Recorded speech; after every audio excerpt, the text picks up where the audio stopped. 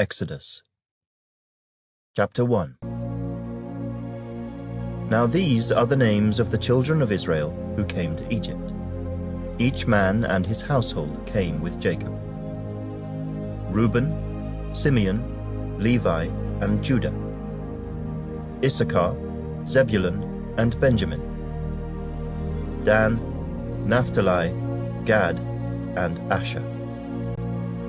All those who were descendants of Jacob were 70 persons, for Joseph was in Egypt already. And Joseph died, all his brothers, and all that generation. But the children of Israel were fruitful and increased abundantly, multiplied and grew exceedingly mighty, and the land was filled with them. Now there arose a new king over Egypt, who did not know Joseph. And he said to his people, "Look, the people of the children of Israel are more and mightier than we. Come, let us deal shrewdly with them, lest they multiply, and it happen, in the event of war, that they also join our enemies and fight against us, and so go up out of the land." Therefore they set taskmasters over them, to afflict them with their burdens. And they built for Pharaoh supply cities, Pithom and Raamses. But the more they afflicted them, the more they multiplied and grew. And they were in dread of the children of Israel. So the Egyptians made the children of Israel serve with rigor, and they made their lives bitter with hard bondage, in mortar, in brick, and in all manner of service in the field. All their service in which they made them serve was with rigor. Then the king of Egypt spoke to the Hebrew midwives, of whom the name of one was Shiphrah, and the name of the other Pua. And he said, "When you do the duties of a midwife for the Hebrew women, and see them on the birth stools, if it is a son, then you shall kill him. But if it is a daughter, then she shall live." But the midwives feared God, and did not do as the king of Egypt commanded them, but saved the male children alive. So the king of Egypt called for the midwives, and said to them, "Why have you done this thing, and saved the male children alive?" And the midwives said to Pharaoh, "Because the Hebrew women are not like the Egyptian women, for they are lively, and give birth before the midwives come to them." Therefore God dealt well with the midwives, and the people multiplied and grew very mighty.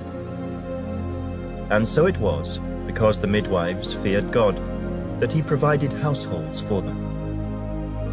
So Pharaoh commanded all his people, saying, "Every son who is born you shall cast into the river, and every daughter you shall save alive."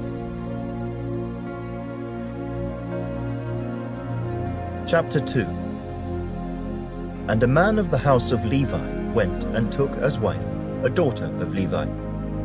So the woman conceived and bore a son. And when she saw that he was a beautiful child, she hid him 3 months.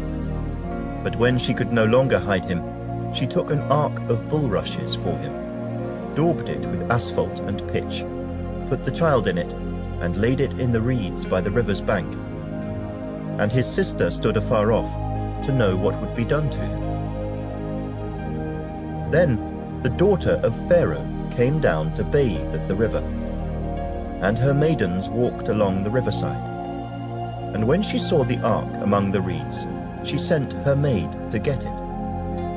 And when she opened it, she saw the child, and behold, the baby wept. So she had compassion on him, and said, "This is one of the Hebrews' children." Then his sister said to Pharaoh's daughter, "Shall I go and call a nurse for you from the Hebrew women, that she may nurse the child for you?" And Pharaoh's daughter said to her, "Go." So the maiden went and called the child's mother. Then Pharaoh's daughter said to her, "Take this child away and nurse him for me, and I will give you your wages." So the woman took the child and nursed him. And the child grew, and she brought him to Pharaoh's daughter, and he became her son. So she called his name Moses, saying, "Because I drew him out of the water." Now it came to pass in those days, when Moses was grown, that he went out to his brethren and looked at their burdens. And he saw an Egyptian beating a Hebrew, one of his brethren. So he looked this way and that way, and when he saw no one, he killed the Egyptian and hid him in the sand. And when he went out the second day, behold, 2 Hebrew men were fighting. And he said to the one who did the wrong, "Why are you striking your companion?" Then he said, "Who made you a prince and a judge over us? Do you intend to kill me as you killed the Egyptian?" So Moses feared and said, "Surely this thing is known."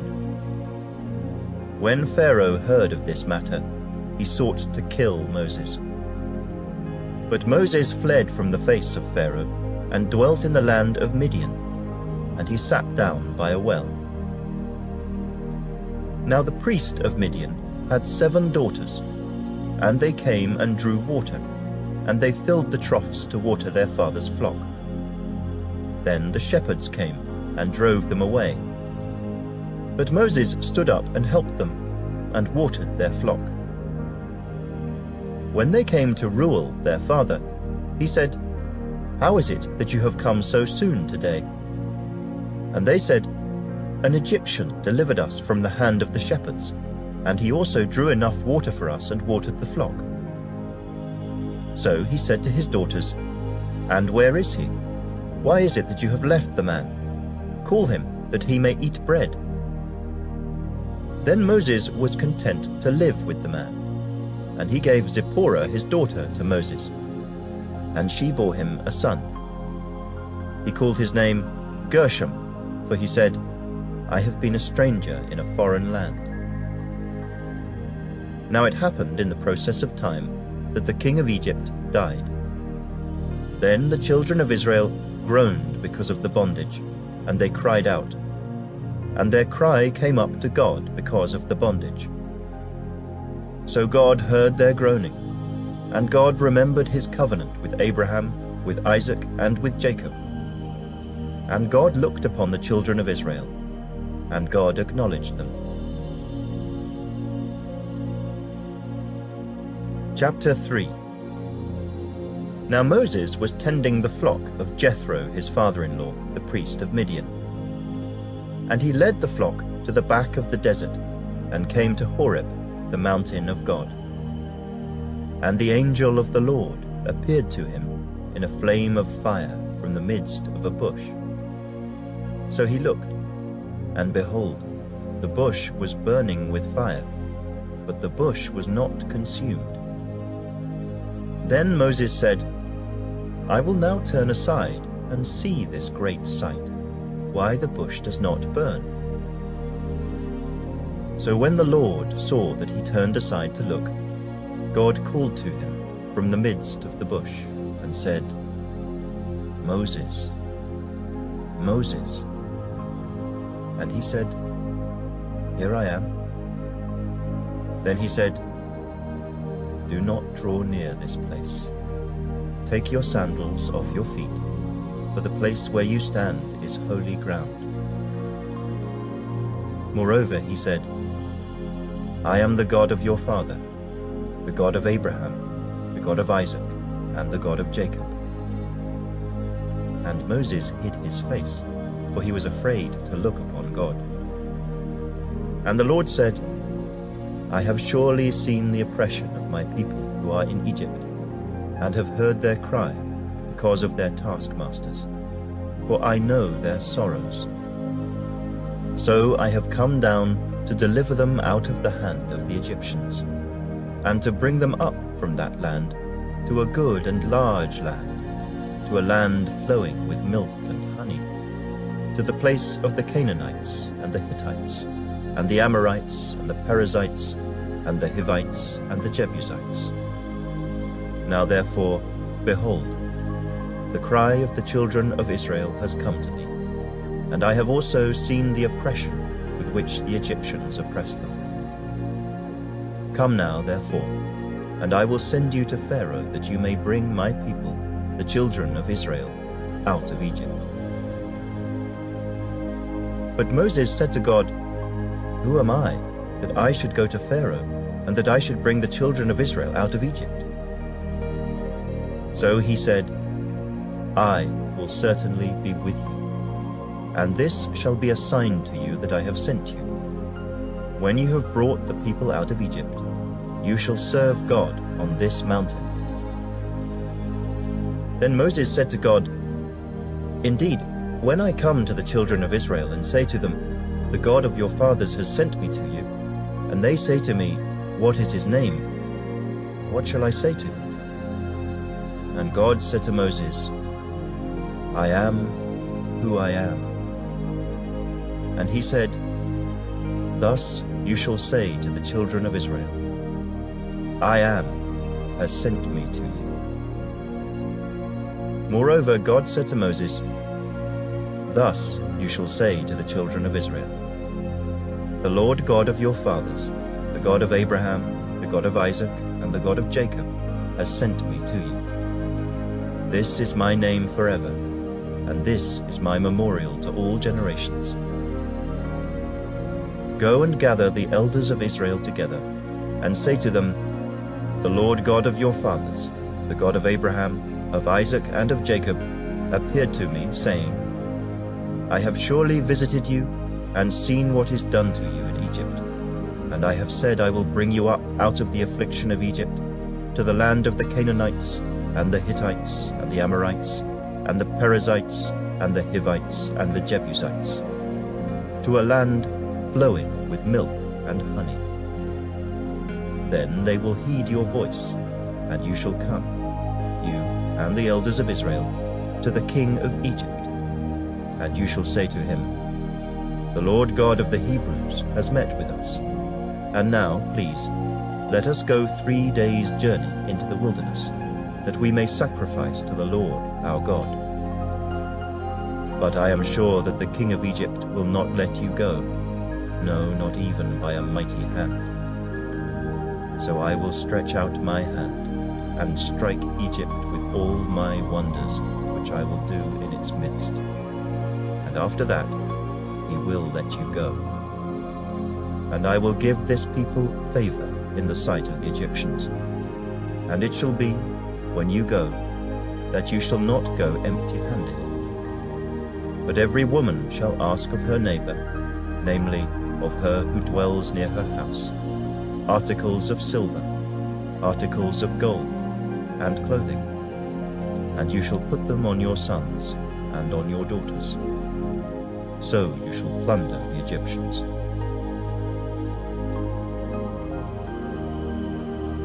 Chapter 4. Then Moses answered and said, But suppose they will not believe me, or listen to my voice. Suppose they say, The Lord has not appeared to you. So the Lord said to him, What is that in your hand? He said, A rod. And he said, Cast it on the ground. So he cast it on the ground, and it became a serpent, and Moses fled from it. Then the Lord said to Moses, Reach out your hand, and take it by the tail. And he reached out his hand and caught it, and it became a rod in his hand. That they may believe that the Lord God of their fathers, the God of Abraham, the God of Isaac, and the God of Jacob, has appeared to you. Furthermore, the Lord said to him, Now put your hand in your bosom. And he put his hand in his bosom, and when he took it out, behold, his hand was leprous, like snow. And he said, Put your hand in your bosom again. So he put his hand in his bosom again, and drew it out of his bosom, and behold, it was restored like his other flesh. Then it will be, if they do not believe you, nor heed the message of the first sign, that they may believe the message of the latter sign.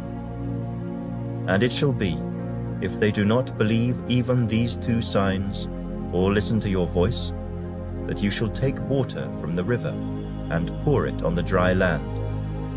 The water which you take from the river will become blood on the dry land." Then Moses said to the Lord, "O my Lord, I am not eloquent, neither before nor since you have spoken to your servant, but I am slow of speech and slow of tongue." So the Lord said to him, "Who has made man's mouth? Or who makes the mute, the deaf, the seeing, or the blind?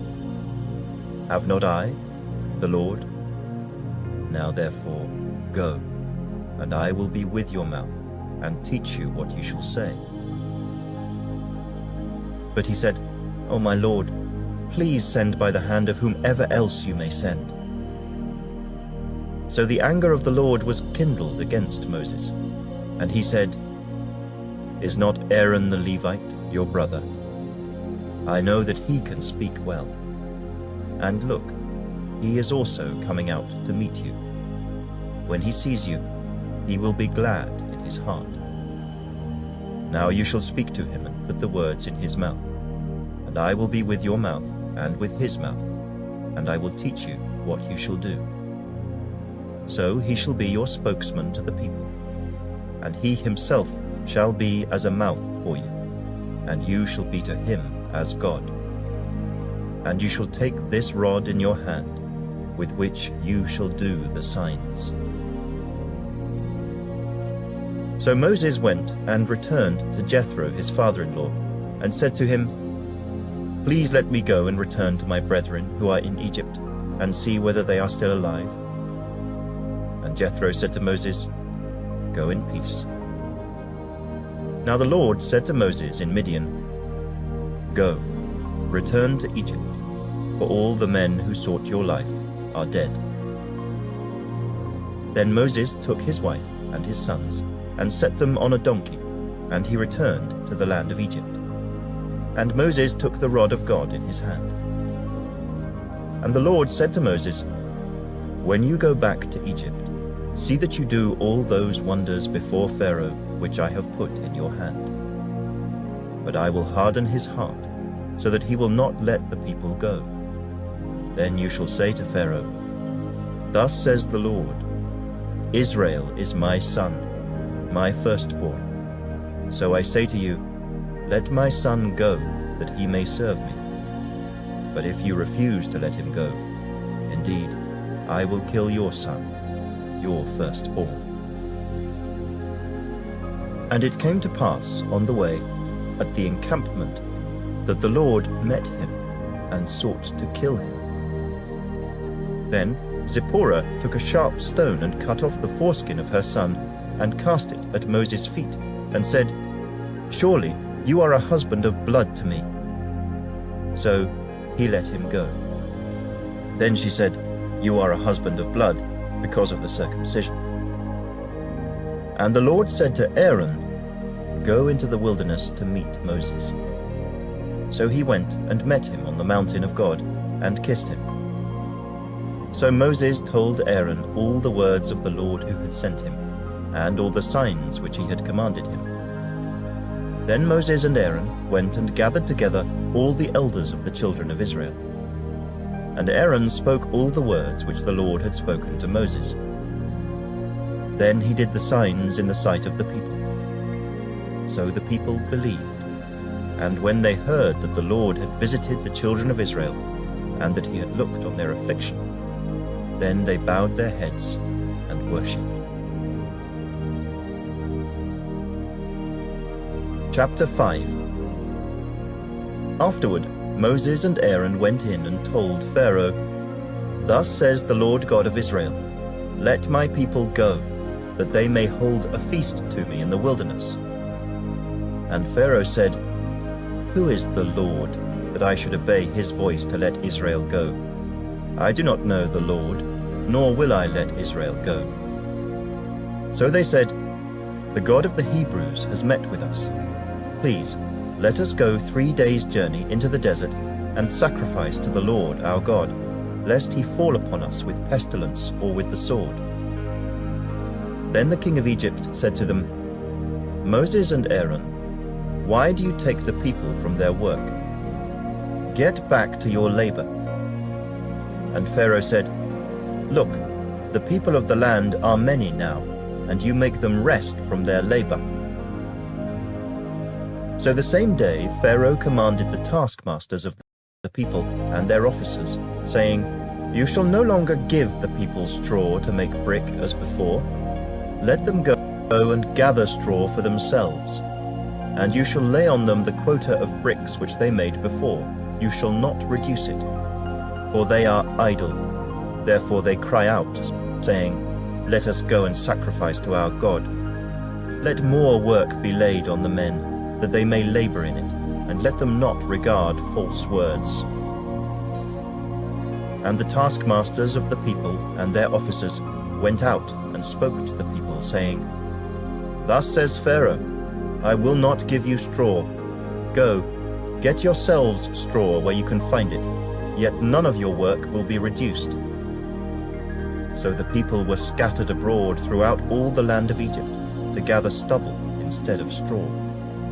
And the taskmasters forced them to hurry, saying, "Fulfill your work, your daily quota, as when there was straw." Also the officers of the children of Israel, whom Pharaoh's taskmasters had set over them, were beaten and were asked, "Why have you not fulfilled your task in making brick both yesterday and today as before?" Then the officers of the children of Israel came and cried out to Pharaoh, saying, "Why are you dealing thus with your servants? There is no straw given to your servants, and they say to us, 'Make brick.' And indeed your servants are beaten, but the fault is in your own people." But he said, "You are idle, idle. Therefore you say, 'Let us go and sacrifice to the Lord.' Therefore go now and work, for no straw shall be given you, yet you shall deliver the quota of bricks." And the officers of the children of Israel saw that they were in trouble after it was said, "You shall not reduce any bricks from your daily quota." Then, as they came out from Pharaoh, they met Moses and Aaron, who stood there to meet them. And they said to them, "Let the Lord look on you and judge, because you have made us abhorrent in the sight of Pharaoh and in the sight of his servants, to put a sword in their hand to kill us." So Moses returned to the Lord and said, "Lord, why have you brought trouble on this people? Why is it you have sent me? For since I came to Pharaoh to speak in your name, he has done evil to this people. Neither have you delivered your people at all." Chapter 6. Then the Lord said to Moses, "Now you shall see what I will do to Pharaoh. For with a strong hand he will let them go, and with a strong hand he will drive them out of his land." And God spoke to Moses and said to him, "I am the Lord. I appeared to Abraham, to Isaac, and to Jacob as God Almighty, but by my name Lord I was not known to them. I have also established my covenant with them, to give them the land of Canaan, the land of their pilgrimage, in which they were strangers. And I have also heard the groaning of the children of Israel, whom the Egyptians keep in bondage, and I have remembered my covenant. Therefore say to the children of Israel, I am the Lord. I will bring you out from under the burdens of the Egyptians. I will rescue you from their bondage, and I will redeem you with an outstretched arm and with great judgments. I will take you as my people, and I will be your God. Then you shall know that I am the Lord your God, who brings you out from under the burdens of the Egyptians. And I will bring you into the land which I swore to give to Abraham, Isaac, and Jacob, and I will give it to you as a heritage. I am the Lord. So Moses spoke thus to the children of Israel, but they did not heed Moses because of anguish of spirit and cruel bondage. And the Lord spoke to Moses, saying, "Go in, tell Pharaoh, king of Egypt, to let the children of Israel go out of his land." And Moses spoke before the Lord, saying, "The children of Israel have not heeded me. How then shall Pharaoh heed me? For I am of uncircumcised lips." Then the Lord spoke to Moses and Aaron, and gave them a command for the children of Israel and for Pharaoh king of Egypt, to bring the children of Israel out of the land of Egypt. These are the heads of their fathers' houses. The sons of Reuben, the firstborn of Israel, were Hanok, Palu, Hezron, and Carmi. These are the families of Reuben. And the sons of Simeon were Jemuel, Jamin, Ohad, Jachin, Zohar, and Shaul, the son of a Canaanite woman. These are the families of Simeon. These are the names of the sons of Levi, according to their generations: Gershon, Kohath, and Merari. And the years of the life of Levi were 137. The sons of Gershon were Libni and Shimei, according to their families. And the sons of Kohath were Amram, Izhar, Hebron, and Uzziel. And the years of the life of Kohath were 133. The sons of Merari were Mahli and Mushi. These are the families of Levi, according to their generations.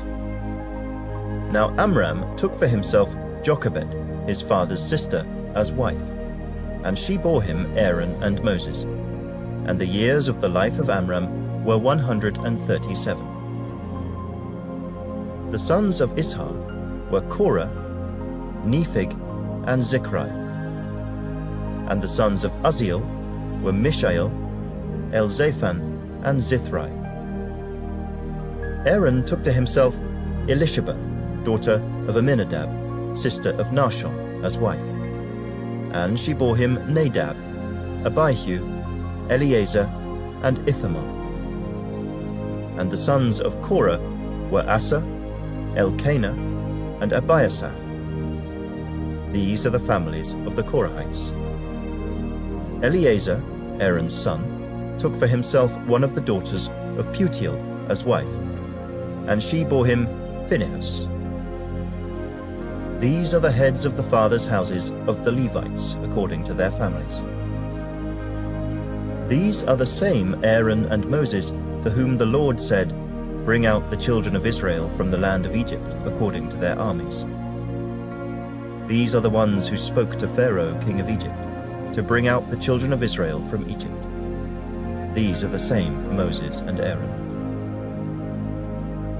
And it came to pass, on the day the Lord spoke to Moses in the land of Egypt, that the Lord spoke to Moses, saying, "I am the Lord. Speak to Pharaoh, king of Egypt, all that I say to you." But Moses said before the Lord, "Behold, I am of uncircumcised lips, and how shall Pharaoh heed me?" Chapter 7. So the Lord said to Moses, "See, I have made you as God to Pharaoh, and Aaron your brother shall be your prophet. You shall speak all that I command you. And Aaron your brother shall tell Pharaoh to send the children of Israel out of his land. And I will harden Pharaoh's heart, and multiply my signs and my wonders in the land of Egypt.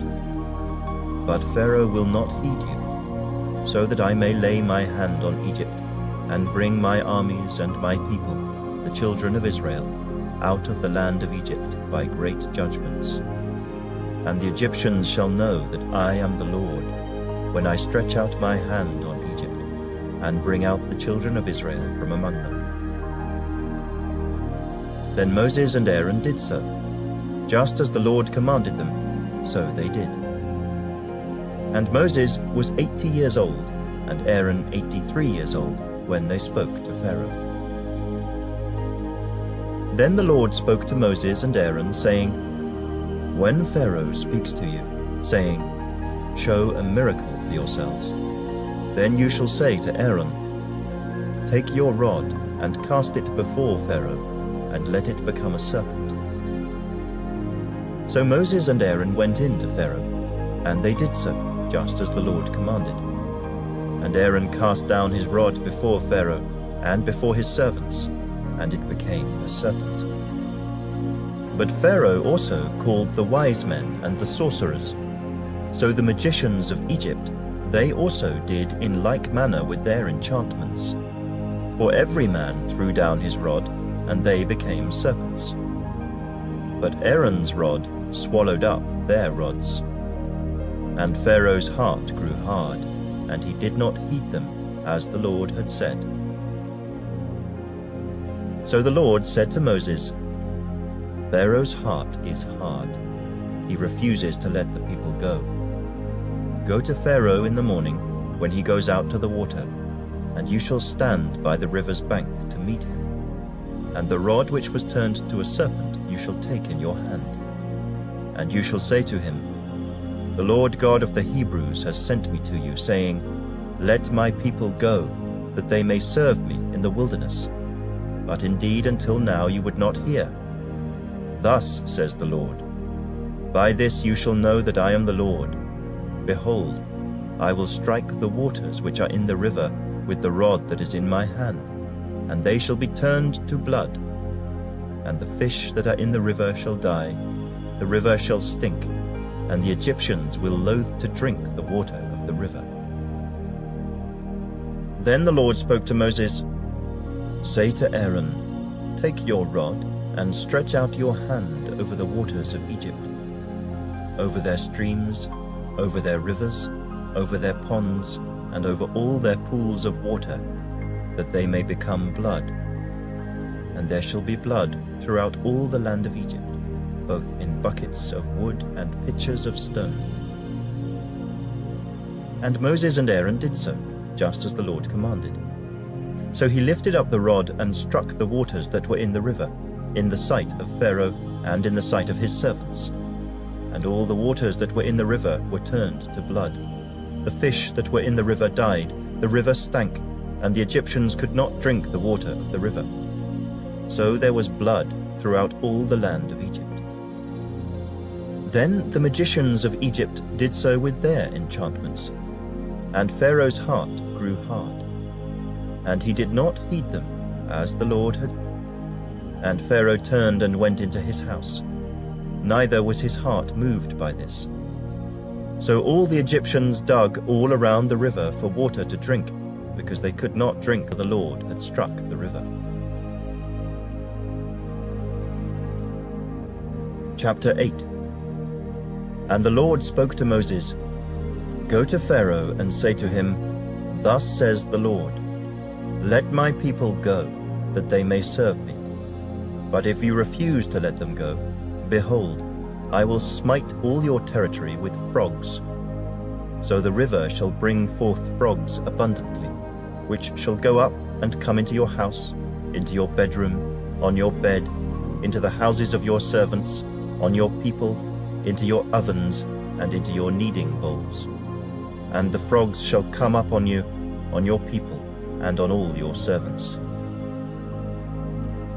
Then the Lord spoke to Moses, "Say to Aaron, Stretch out your hand with your rod over the streams, over the rivers, and over the ponds, and cause frogs to come up on the land of Egypt." So Aaron stretched out his hand over the waters of Egypt, and the frogs came up and covered the land of Egypt. And the magicians did so with their enchantments, and brought up frogs on the land of Egypt. Then Pharaoh called for Moses and Aaron and said, "Entreat the Lord that he may take away the frogs from me and from my people, and I will let the people go, that they may sacrifice to the Lord." And Moses said to Pharaoh, "Accept the honor of saying when I shall intercede for you, for your servants and for your people, to destroy the frogs from you and your houses, that they may remain in the river only." So he said, "Tomorrow."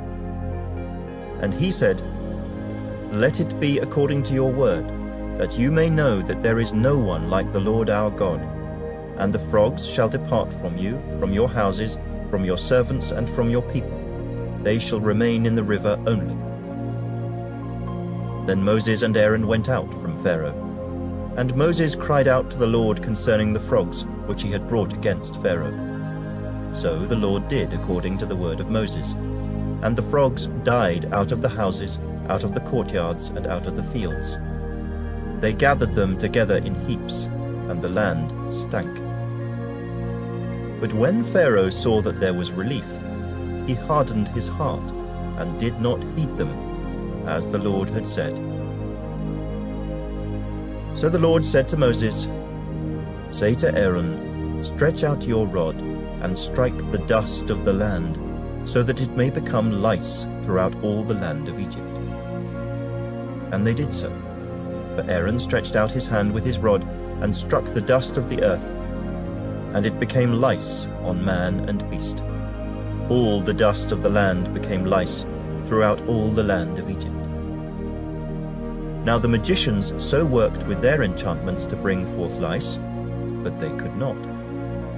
So there were lice on man and beast.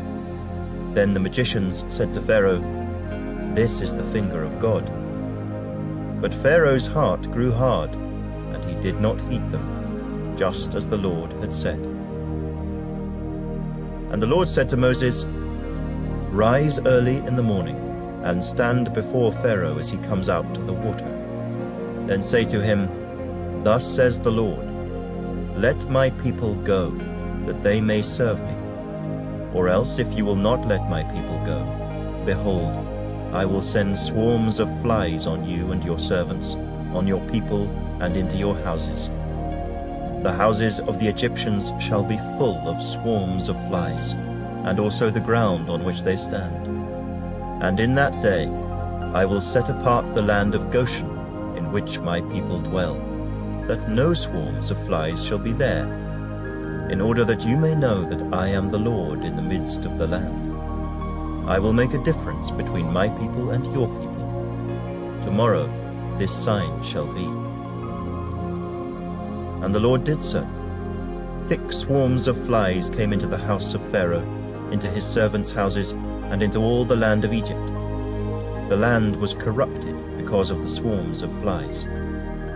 Then Pharaoh called for Moses and Aaron, and said, "Go, sacrifice to your God in the land."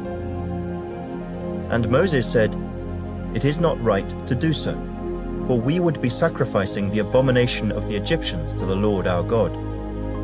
If we sacrifice the abomination of the Egyptians before their eyes, then will they not stone us? We will go 3 days' journey into the wilderness, and sacrifice to the Lord our God as he will command us." So Pharaoh said, "I will let you go, that you may sacrifice to the Lord your God in the wilderness. Only you shall not go very far away. Intercede for me." Then Moses said, "Indeed, I am going out from you, and I will entreat the Lord, that the swarms of flies may depart tomorrow from Pharaoh, from his servants, and from his people. But let Pharaoh not deal deceitfully any more in not letting the people go to sacrifice to the Lord." So Moses went out from Pharaoh and entreated the Lord. And the Lord did according to the word of Moses. He removed the swarms of flies from Pharaoh, from his servants, and from his people. Not one remained. But Pharaoh hardened his heart at this time also. Neither would he let the people go. Chapter 9. Then the Lord said to Moses, "Go into Pharaoh and tell him, 'Thus says the Lord God of the Hebrews, let my people go, that they may serve me. For if you refuse to let them go, and still hold them, behold, the hand of the Lord will be on your cattle in the field, on the horses, on the donkeys, on the camels, on the oxen, and on the sheep, a very severe pestilence. And the Lord will make a difference between the livestock of Israel and the livestock of Egypt. So nothing shall die of all that belongs to the children of Israel." Then the Lord appointed a set time, saying, "Tomorrow the Lord will do this thing in the land." So the Lord did this thing on the next day, and all the livestock of Egypt died. But of the livestock of the children of Israel, not one died. Then Pharaoh sent, and indeed, not even one of the livestock of the Israelites was dead. But the heart of Pharaoh became hard, and he did not let the people go. So the Lord said to Moses and Aaron, "Take for yourselves handfuls of ashes from a furnace, and let Moses scatter it toward the heavens in the sight of Pharaoh. And it will become fine dust in all the land of Egypt, and it will cause boils that break out in sores on man and beast throughout all the land of Egypt." Then they took ashes from the furnace and stood before Pharaoh, and Moses scattered them toward heaven. And they caused boils that break out in sores on man and beast. And the magicians could not stand before Moses because of the boils, for the boils were on the magicians and on all the Egyptians. But the Lord hardened the heart of Pharaoh, and he did not heed them, just as the Lord had spoken to Moses. Then the Lord said to Moses, "Rise early in the morning, and stand before Pharaoh, and say to him, 'Thus says the Lord God of the Hebrews, Let my people go, that they may serve me. For at this time I will send all my plagues to your very heart, and on your servants, and on your people, that you may know that there is none like me in all the earth.' Now if I had stretched out my hand and struck you and your people with pestilence, then you would have been cut off from the earth. But indeed for this purpose I have raised you up, that I may show my power in you, and that my name may be declared in all the earth. As yet you exalt yourself against my people, in that you will not let them go. Behold, tomorrow, about this time, I will cause very heavy hail to rain down, such as has not been in Egypt since its founding until now. Therefore, send now, and gather your livestock and all that you have in the field, for the hail shall come down on every man and every animal which is found in the field, and is not brought home, and they shall die." He who feared the word of the Lord among the servants of Pharaoh made his servants and his livestock flee to the houses. But he who did not regard the word of the Lord left his servants and his livestock in the field. Then the Lord said to Moses, "Stretch out your hand toward heaven, that there may be hail in all the land of Egypt, on man, on beast, and on every herb of the field, throughout the land of Egypt." And Moses stretched out his rod toward heaven, and the Lord sent thunder and hail, and fire darted to the ground, and the Lord rained hail on the land of Egypt.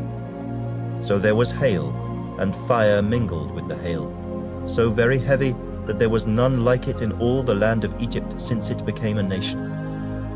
And the hail struck throughout the whole land of Egypt, all that was in the field, both man and beast. And the hail struck every herb of the field, and broke every tree of the field. Only in the land of Goshen, where the children of Israel were, there was no hail.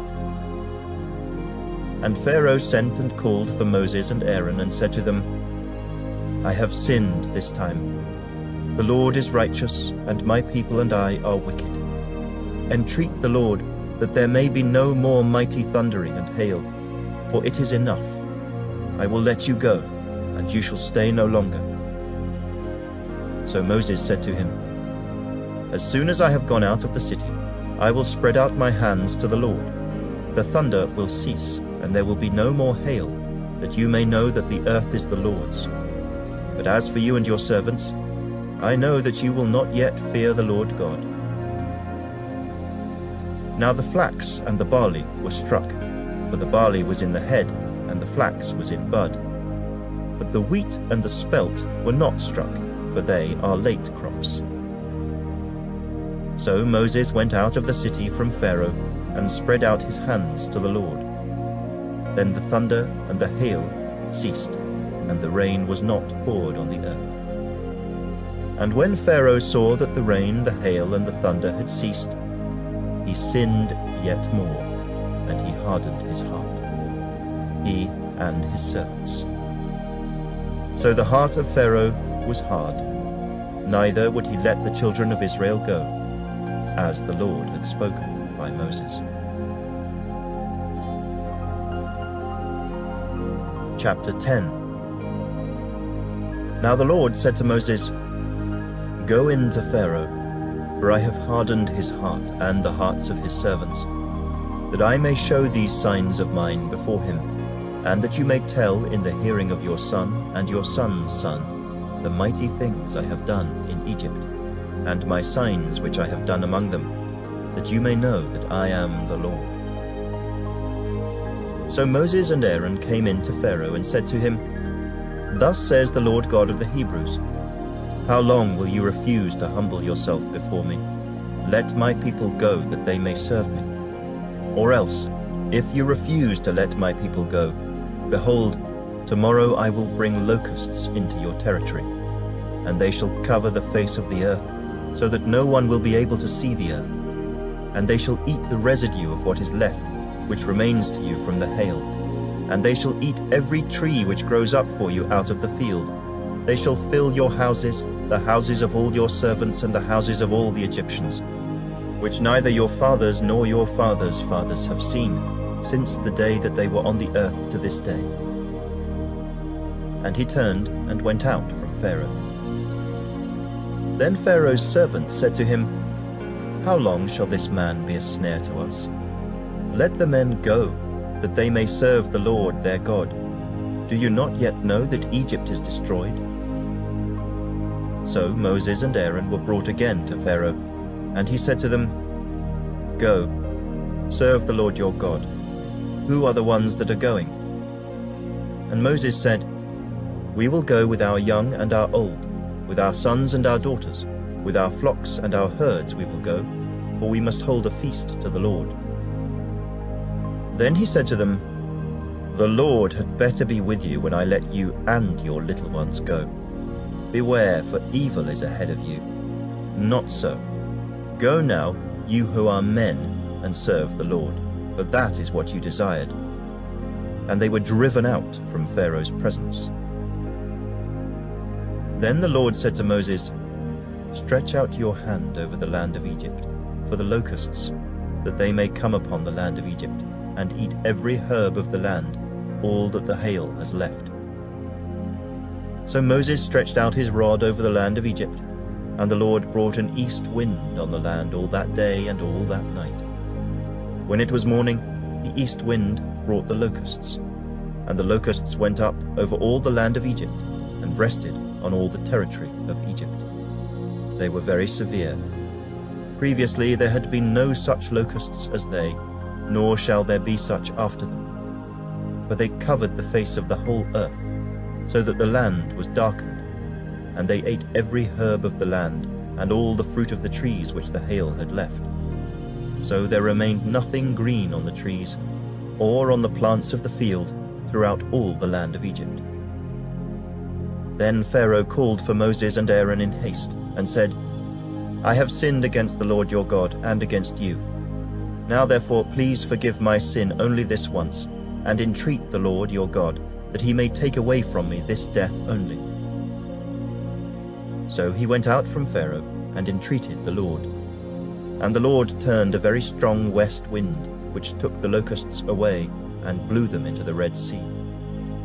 There remained not one locust in all the territory of Egypt. But the Lord hardened Pharaoh's heart, and he did not let the children of Israel go. Then the Lord said to Moses, "Stretch out your hand toward heaven, that there may be darkness over the land of Egypt, darkness which may even be felt." So Moses stretched out his hand toward heaven, and there was thick darkness in all the land of Egypt 3 days. They did not see one another, nor did anyone rise from his place for 3 days. But all the children of Israel had light in their dwellings. Then Pharaoh called to Moses and said, "Go, serve the Lord. Only let your flocks and your herds be kept back. Let your little ones also go with you." But Moses said, "You must also give us sacrifices and burnt offerings, that we may sacrifice to the Lord our God. Our livestock also shall go with us, not a hoof shall be left behind. For we must take some of them to serve the Lord our God, and even we do not know with what we must serve the Lord until we arrive there." But the Lord hardened Pharaoh's heart, and he would not let them go. Then Pharaoh said to him, "Get away from me. Take heed to yourself, and see my face no more, for in the day you see my face you shall die." So Moses said, "You have spoken well. I will never see your face again."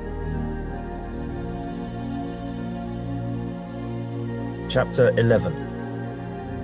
And the Lord said to Moses, "I will bring one more plague on Pharaoh and on Egypt. Afterward he will let you go from here. When he lets you go, he will surely drive you out of here altogether. Speak now in the hearing of the people, and let every man ask from his neighbor and every woman from her neighbor articles of silver and articles of gold." And the Lord gave the people favor in the sight of the Egyptians.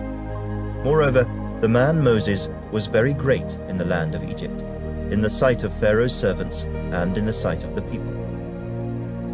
Then Moses said, "Thus says the Lord, about midnight I will go out into the midst of Egypt, and all the firstborn in the land of Egypt shall die, from the firstborn of Pharaoh who sits on his throne, even to the firstborn of the female servant who is behind the handmill, and all the firstborn of the animals. Then there shall be a great cry throughout all the land of Egypt, such as was not like it before, nor shall be like it again.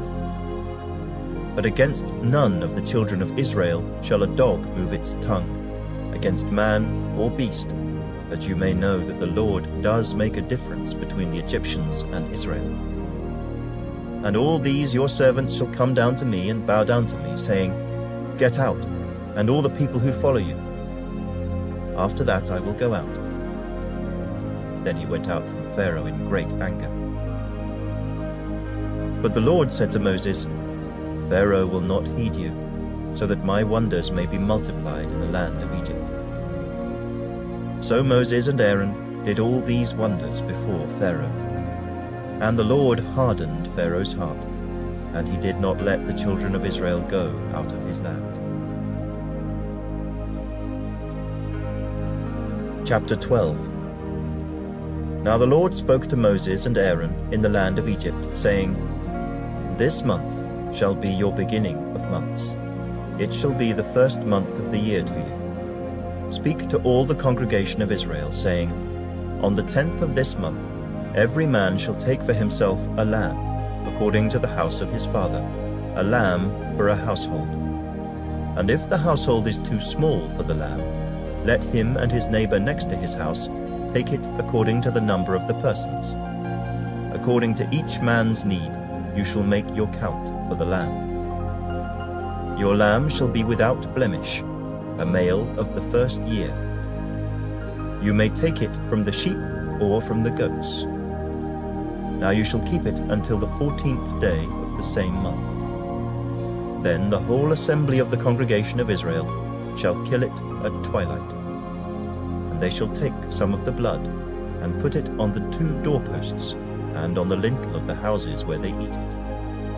Then they shall eat the flesh on that night, roasted in fire, with unleavened bread, and with bitter herbs they shall eat it. Do not eat it raw, nor boiled at all with water, but roasted in fire, its head with its legs and its entrails. You shall let none of it remain until morning, and what remains of it until morning you shall burn with fire. And thus you shall eat it, with a belt on your waist, your sandals on your feet, and your staff in your hand. So you shall eat it in haste. It is the Lord's Passover. For I will pass through the land of Egypt on that night, and will strike all the firstborn in the land of Egypt, both man and beast. And against all the gods of Egypt I will execute judgment. I am the Lord. Now the blood shall be a sign for you on the houses where you are. And when I see the blood, I will pass over you, and the plague shall not be on you to destroy you when I strike the land of Egypt. So this day shall be to you a memorial, and you shall keep it as a feast to the Lord throughout your generations. You shall keep it as a feast by an everlasting ordinance. 7 days you shall eat unleavened bread. On the first day you shall remove leaven from your houses. For whoever eats leavened bread from the first day until the 7th day, that person shall be cut off from Israel. On the first day there shall be a holy convocation, and on the 7th day there shall be a holy convocation for you. No manner of work shall be done on them. But that which everyone must eat, that only may be prepared by you. So you shall observe the feast of unleavened bread, for on this same day I will have brought your armies out of the land of Egypt.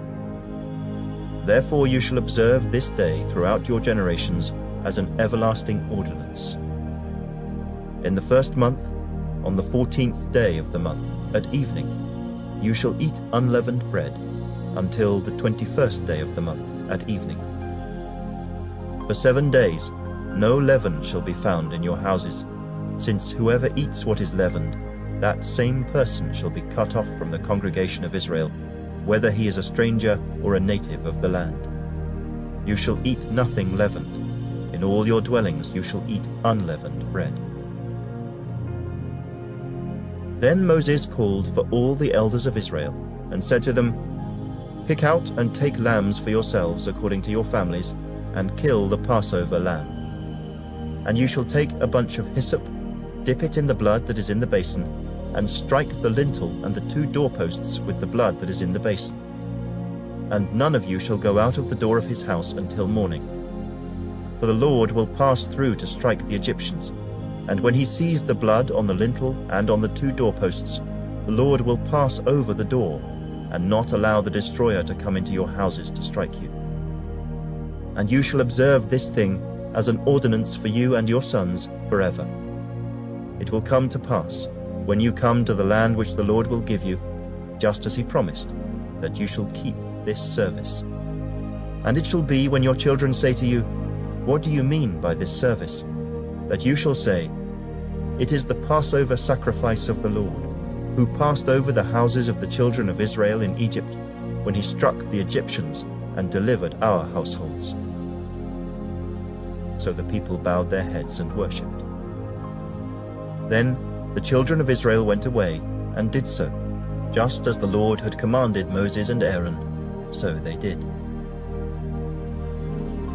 And it came to pass, at midnight, that the Lord struck all the firstborn in the land of Egypt, from the firstborn of Pharaoh who sat on his throne, to the firstborn of the captive who was in the dungeon, and all the firstborn of livestock. So Pharaoh rose in the night, he, all his servants, and all the Egyptians, and there was a great cry in Egypt, for there was not a house where there was not one dead. Then he called for Moses and Aaron by night, and said, Rise, go out from among my people, both you and the children of Israel, and go, serve the Lord as you have said. Also take your flocks and your herds as you have said, and be gone, and bless me also. And the Egyptians urged the people, that they might send them out of the land in haste. But they said, We shall all be dead. So the people took their dough before it was leavened, having their kneading bowls bound up in their clothes on their shoulders. Now the children of Israel had done according to the word of Moses, and they had asked from the Egyptians articles of silver, articles of gold, and clothing. And the Lord had given the people favor in the sight of the Egyptians, so that they granted them what they requested. Thus they plundered the Egyptians. Then the children of Israel journeyed from Ramesses to Succoth, about 600,000 men on foot, besides children. A mixed multitude went up with them also, and flocks and herds, a great deal of livestock. And they baked unleavened cakes of the dough which they had brought out of Egypt. For it was not leavened, because they were driven out of Egypt and could not wait, nor had they prepared provisions for themselves. Now the sojourn of the children of Israel who lived in Egypt was 430 years. And it came to pass, at the end of the 430 years, on that very same day, it came to pass that all the armies of the Lord went out from the land of Egypt. It is a night of solemn observance to the Lord for bringing them out of the land of Egypt. This is that night of the Lord, a solemn observance for all the children of Israel throughout their generations. And the Lord said to Moses and Aaron, "This is the ordinance of the Passover. No foreigner shall eat it. But every man's servant who is bought for money, when you have circumcised him, then he may eat it. A sojourner and a hired servant shall not eat it. In one house it shall be eaten. You shall not carry any of the flesh outside the house, nor shall you break one of its bones. All the congregation of Israel shall keep it. And when a stranger dwells with you and wants to keep the Passover to the Lord, let all his males be circumcised, and then let him come near and keep it, and he shall be as a native of the land. For no uncircumcised person shall eat it. One law shall be for the native born and for the stranger who dwells among you." Thus all the children of Israel did. As the Lord commanded Moses and Aaron, so they did. And it came to pass, on that very same day, that the Lord brought the children of Israel out of the land of Egypt, according to their armies. Chapter 13. Then the Lord spoke to Moses, saying, "Consecrate to me all the firstborn, whatever opens the womb among the children of Israel, both of man and beast, it is mine." And Moses said to the people, "Remember this day in which you went out of Egypt, out of the house of bondage. For by strength of hand the Lord brought you out of this place. No leavened bread shall be eaten. On this day you are going out, in the month Abib. And it shall be, when the Lord brings you into the land of the Canaanites, and the Hittites, and the Amorites, and the Hivites, and the Jebusites, which he swore to your fathers to give you, a land flowing with milk and honey, that you shall keep this service in this month. 7 days you shall eat unleavened bread, and on the 7th day there shall be a feast to the Lord. Unleavened bread shall be eaten 7 days, and no leavened bread shall be seen among you, nor shall leaven be seen among you in all your quarters. And you shall tell your son in that day, saying, This is done because of what the Lord did for me when I came up from Egypt. It shall be as a sign to you on your hand, and as a memorial between your eyes, that the Lord's law may be in your mouth.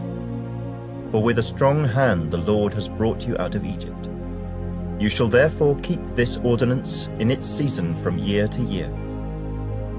And it shall be, when the Lord brings you into the land of the Canaanites, as he swore to you and your fathers, and gives it to you, that you shall set apart to the Lord all that open the womb, that is, every firstborn that comes from an animal which you have. The males shall be the Lord's. But every firstborn of a donkey you shall redeem with a lamb, and if you will not redeem it, then you shall break its neck. And all the firstborn of man among your sons you shall redeem.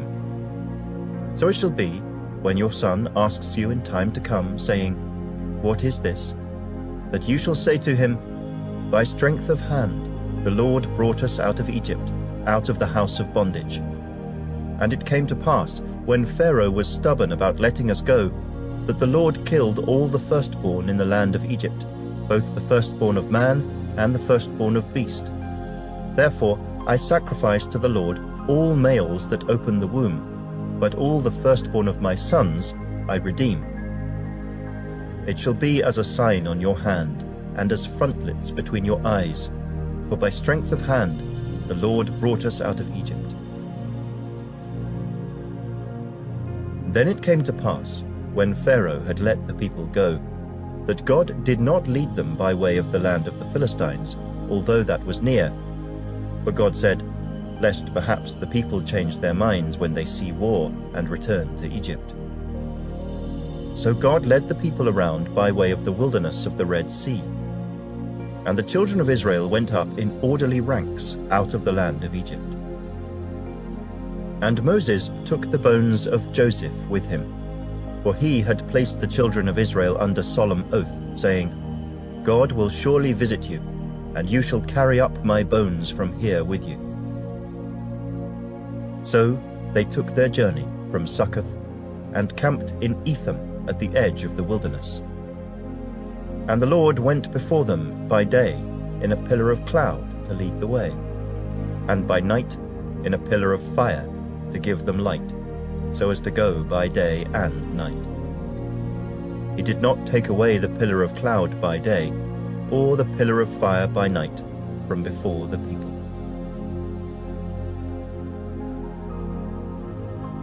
Chapter 14. Now the Lord spoke to Moses, saying, Speak to the children of Israel, that they turn and camp before Pi-hahiroth, between Migdol and the sea, opposite Baal-zephon. You shall camp before it by the sea. For Pharaoh will say of the children of Israel, They are bewildered by the land, the wilderness has closed them in.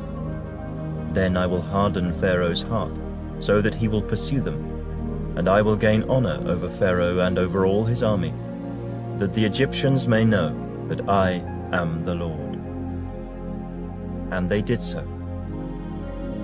Now it was told the king of Egypt that the people had fled, and the heart of Pharaoh and his servants was turned against the people. And they said, Why have we done this, that we have let Israel go from serving us? So he made ready his chariot and took his people with him. Also he took 600 choice chariots, and all the chariots of Egypt with captains over every one of them. And the Lord hardened the heart of Pharaoh, king of Egypt, and he pursued the children of Israel. And the children of Israel went out with boldness. So the Egyptians pursued them, all the horses and chariots of Pharaoh, his horsemen and his army, and overtook them, camping by the sea beside Pi-hahiroth, before Baal-zephon. And when Pharaoh drew near, the children of Israel lifted their eyes, and behold, the Egyptians marched after them. So they were very afraid, and the children of Israel cried out to the Lord. Then they said to Moses, Because there were no graves in Egypt, have you taken us away to die in the wilderness? Why have you so dealt with us, to bring us up out of Egypt? Is this not the word that we told you in Egypt, saying, Let us alone that we may serve the Egyptians? For it would have been better for us to serve the Egyptians than that we should die in the wilderness.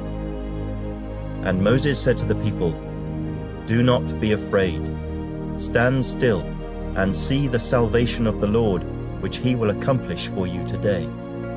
For the Egyptians whom you see today, you shall see again no more forever. The Lord will fight for you, and you shall hold your peace. And the Lord said to Moses, Why do you cry to me? Tell the children of Israel to go forward. But lift up your rod and stretch out your hand over the sea and divide it.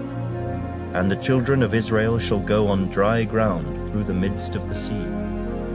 And I indeed will harden the hearts of the Egyptians, and they shall follow them. So I will gain honor over Pharaoh and over all his army, his chariots and his horsemen. Then the Egyptians shall know that I am the Lord, when I have gained honor for myself over Pharaoh, his chariots, and his horsemen. And the angel of God, who went before the camp of Israel, moved and went behind them. And the pillar of cloud went from before them and stood behind them. So it came between the camp of the Egyptians and the camp of Israel. Thus it was a cloud and darkness to the one, and it gave light by night to the other, so that the one did not come near the other all that night. Then Moses stretched out his hand over the sea, and the Lord caused the sea to go back by a strong east wind all that night, and made the sea into dry land, and the waters were divided. So the children of Israel went into the midst of the sea on the dry ground, and the waters were a wall to them on their right hand and on their left. And the Egyptians pursued and went after them into the midst of the sea, all Pharaoh's horses, his chariots, and his horsemen. Now it came to pass in the morning watch that the Lord looked down upon the army of the Egyptians through the pillar of fire and cloud, and he troubled the army of the Egyptians. And he took off their chariot wheels, so that they drove them with difficulty. And the Egyptians said, "Let us flee from the face of Israel, for the Lord fights for them against the Egyptians." Then the Lord said to Moses, "Stretch out your hand over the sea, that the waters may come back upon the Egyptians, on their chariots and on their horsemen." And Moses stretched out his hand over the sea, and when the morning appeared, the sea returned to its full depth, while the Egyptians were fleeing into it. So the Lord overthrew the Egyptians in the midst of the sea. Then the waters returned and covered the chariots, the horsemen, and all the army of Pharaoh that came into the sea after them. Not so much as one of them remained. But the children of Israel had walked on dry land in the midst of the sea, and the waters were a wall to them on their right hand and on their left. So the Lord saved Israel that day out of the hand of the Egyptians, and Israel saw the Egyptians dead on the seashore. Thus Israel saw the great work which the Lord had done in Egypt. So the people feared the Lord, and believed the Lord and his servant Moses. Chapter 15. Then Moses and the children of Israel sang this song to the Lord, and spoke, saying, "I will sing to the Lord, for he has triumphed gloriously. The horse and its rider he has thrown into the sea. The Lord is my strength and song, and he has become my salvation. He is my God, and I will praise him, my father's God, and I will exalt him. The Lord is a man of war, the Lord is his name. Pharaoh's chariots and his army he has cast into the sea. His chosen captains also are drowned in the Red Sea. The depths have covered them. They sank to the bottom like a stone. Your right hand, O Lord, has become glorious in power. Your right hand, O Lord, has dashed the enemy in pieces. And in the greatness of your excellence, you have overthrown those who rose against you. You sent forth your wrath. It consumed them like stubble. And with the blast of your nostrils, the waters were gathered together. The floods stood upright like a heap. The depths congealed in the heart of the sea. The enemy said, I will pursue, I will overtake, I will divide the spoil. My desire shall be satisfied on them. I will draw my sword, my hand shall destroy them. You blew with your wind, the sea covered them. They sank like lead in the mighty waters. Who is like you, O Lord, among the gods? Who is like you, glorious in holiness, fearful in praises, doing wonders? You stretched out your right hand, the earth swallowed them. You in your mercy have led forth the people whom you have redeemed. You have guided them in your strength to your holy habitation. The people will hear and be afraid. Sorrow will take hold of the inhabitants of Philistia. Then the chiefs of Edom will be dismayed. The mighty men of Moab, trembling, will take hold of them. All the inhabitants of Canaan will melt away. Fear and dread will fall on them. By the greatness of your arm, They will be as still as a stone, till your people pass over, O Lord, till the people pass over whom you have purchased. You will bring them in and plant them in the mountain of your inheritance, in the place, O Lord, which you have made for your own dwelling, the sanctuary, O Lord, which your hands have established. The Lord shall reign forever and ever. For the horses of Pharaoh went with his chariots and his horsemen into the sea, and the Lord brought back the waters of the sea upon them. But the children of Israel went on dry land in the midst of the sea. Then Miriam, the prophetess, the sister of Aaron, took the timbrel in her hand, and all the women went out after her with timbrels and with dances. And Miriam answered them, "Sing to the Lord, for he has triumphed gloriously. The horse and its rider he has thrown into the sea." So Moses brought Israel from the Red Sea. Then they went out into the wilderness of Shur. And they went 3 days in the wilderness, and found no water. Now when they came to Marah, they could not drink the waters of Marah, for they were bitter. Therefore the name of it was called Marah. And the people complained against Moses, saying, "What shall we drink?" So he cried out to the Lord, and the Lord showed him a tree. When he cast it into the waters were made sweet. There he made a statute and an ordinance for them, and there he tested them, and said, "If you diligently heed the voice of the Lord your God, and do what is right in his sight, give ear to his commandments and keep all his statutes, I will put none of the diseases on you which I have brought on the Egyptians, for I am the Lord who heals you." Then they came to Elim, where there were 12 wells of water and 70 palm trees. So they camped there by the waters. Chapter 16.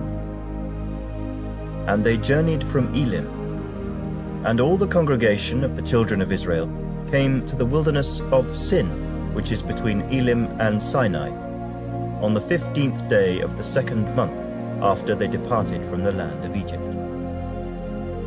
Then the whole congregation of the children of Israel complained against Moses and Aaron in the wilderness.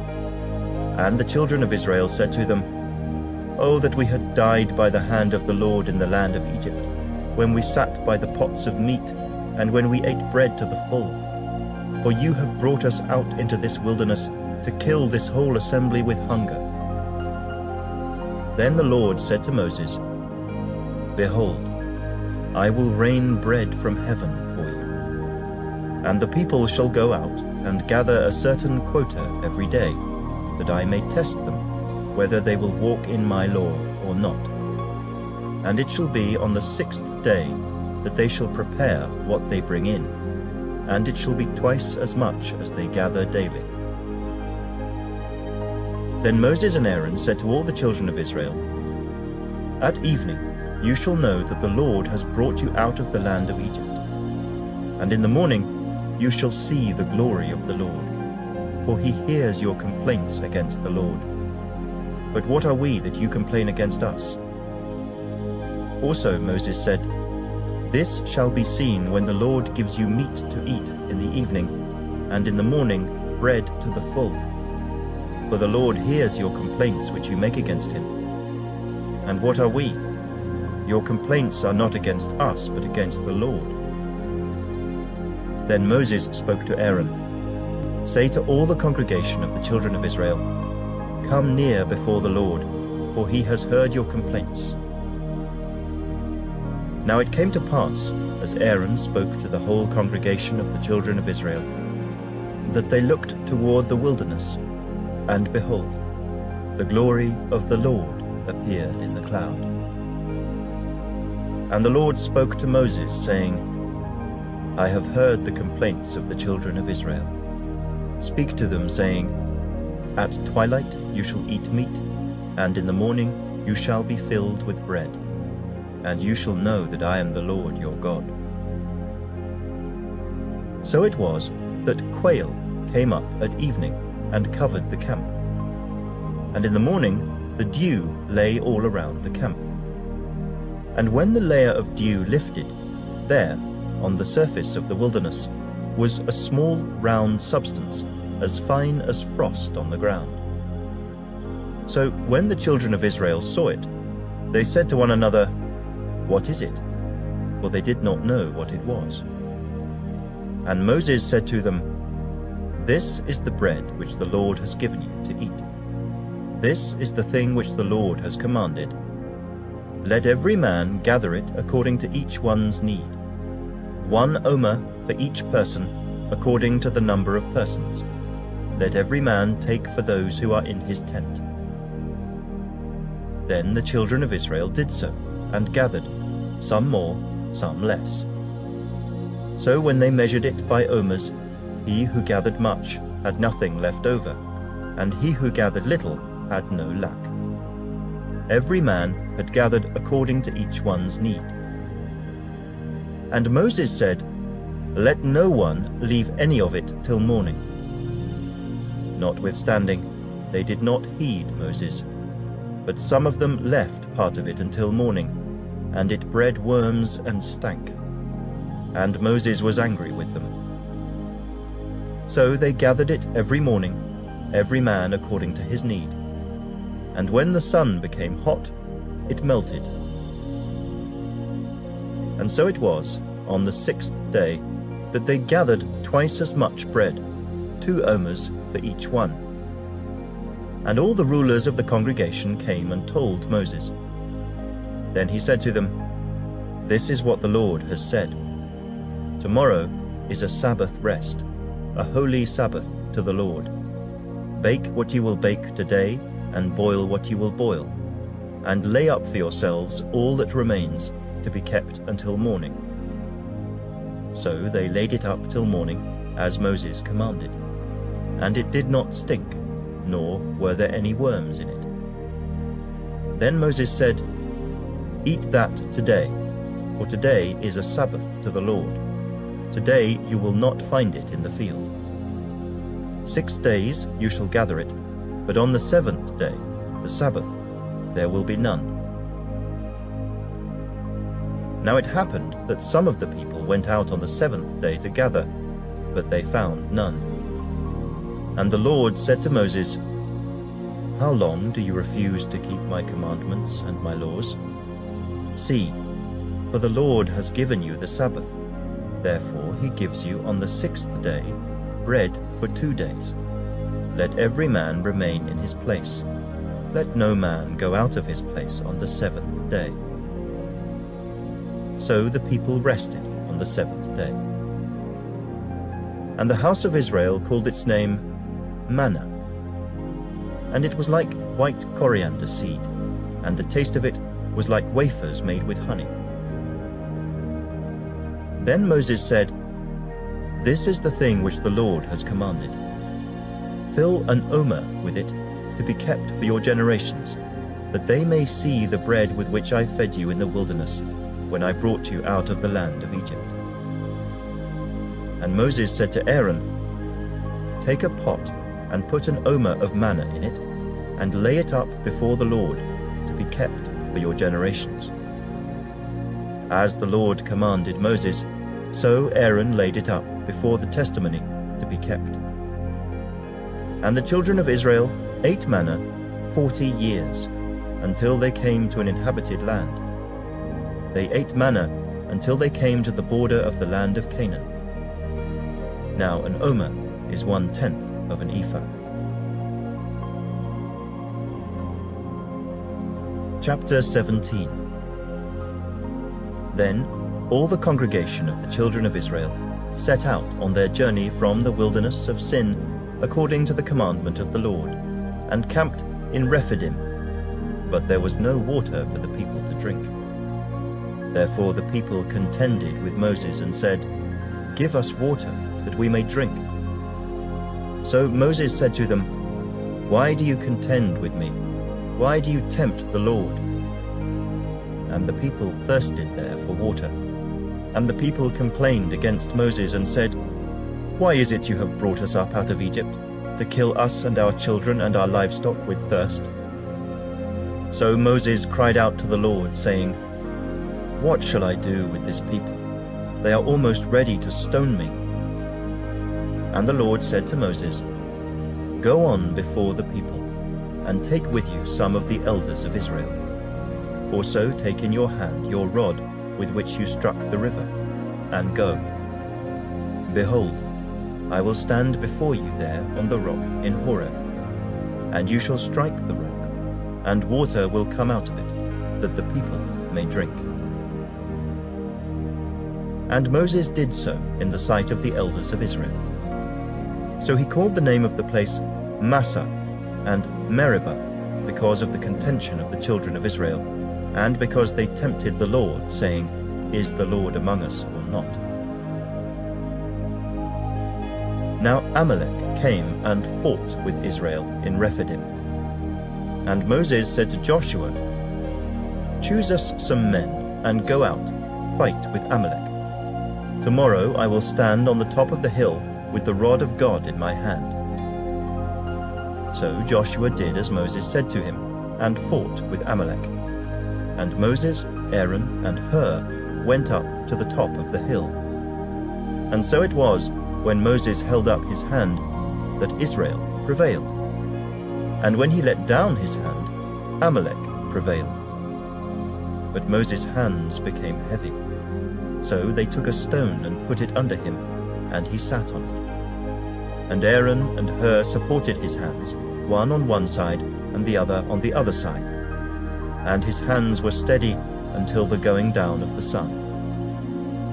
So Joshua defeated Amalek and his people with the edge of the sword. Then the Lord said to Moses, "Write this for a memorial in the book, and recount it in the hearing of Joshua, that I will utterly blot out the remembrance of Amalek from under heaven." And Moses built an altar, and called its name, "The Lord is my banner." For he said, "Because the Lord has sworn, the Lord will have war with Amalek from generation to generation." Chapter 18. And Jethro, the priest of Midian, Moses' father-in-law, heard of all that God had done for Moses and for Israel his people, that the Lord had brought Israel out of Egypt. Then Jethro, Moses' father-in-law, took Zipporah, Moses' wife, after he had sent her back, with her 2 sons, of whom the name of one was Gershom, for he said, "I have been a stranger in a foreign land," and the name of the other was Eliezer, for he said, "The God of my father was my help, and delivered me from the sword of Pharaoh." And Jethro, Moses' father-in-law, came with his sons and his wife to Moses in the wilderness, where he was encamped at the mountain of God. Now he had said to Moses, "I, your father-in-law Jethro, am coming to you with your wife and her 2 sons with her." So Moses went out to meet his father-in-law, bowed down and kissed him. And they asked each other about their well-being, and they went into the tent. And Moses told his father-in-law all that the Lord had done to Pharaoh and to the Egyptians for Israel's sake, all the hardship that had come upon them on the way, and how the Lord had delivered them. Then Jethro rejoiced for all the good which the Lord had done for Israel, whom he had delivered out of the hand of the Egyptians. And Jethro said, "Blessed be the Lord, who has delivered you out of the hand of the Egyptians and out of the hand of Pharaoh, and who has delivered the people from under the hand of the Egyptians. Now I know that the Lord is greater than all the gods. For in the very thing in which they behaved proudly, he was above them." Then Jethro, Moses' father-in-law, took a burnt offering and other sacrifices to offer to God. And Aaron came with all the elders of Israel to eat bread with Moses' father-in-law before God. And so it was, on the next day, that Moses sat to judge the people. And the people stood before Moses from morning until evening. So when Moses' father-in-law saw all that he did for the people, he said, "What is this thing that you are doing for the people? Why do you alone sit, and all the people stand before you from morning until evening?" And Moses said to his father-in-law, "Because the people come to me to inquire of God.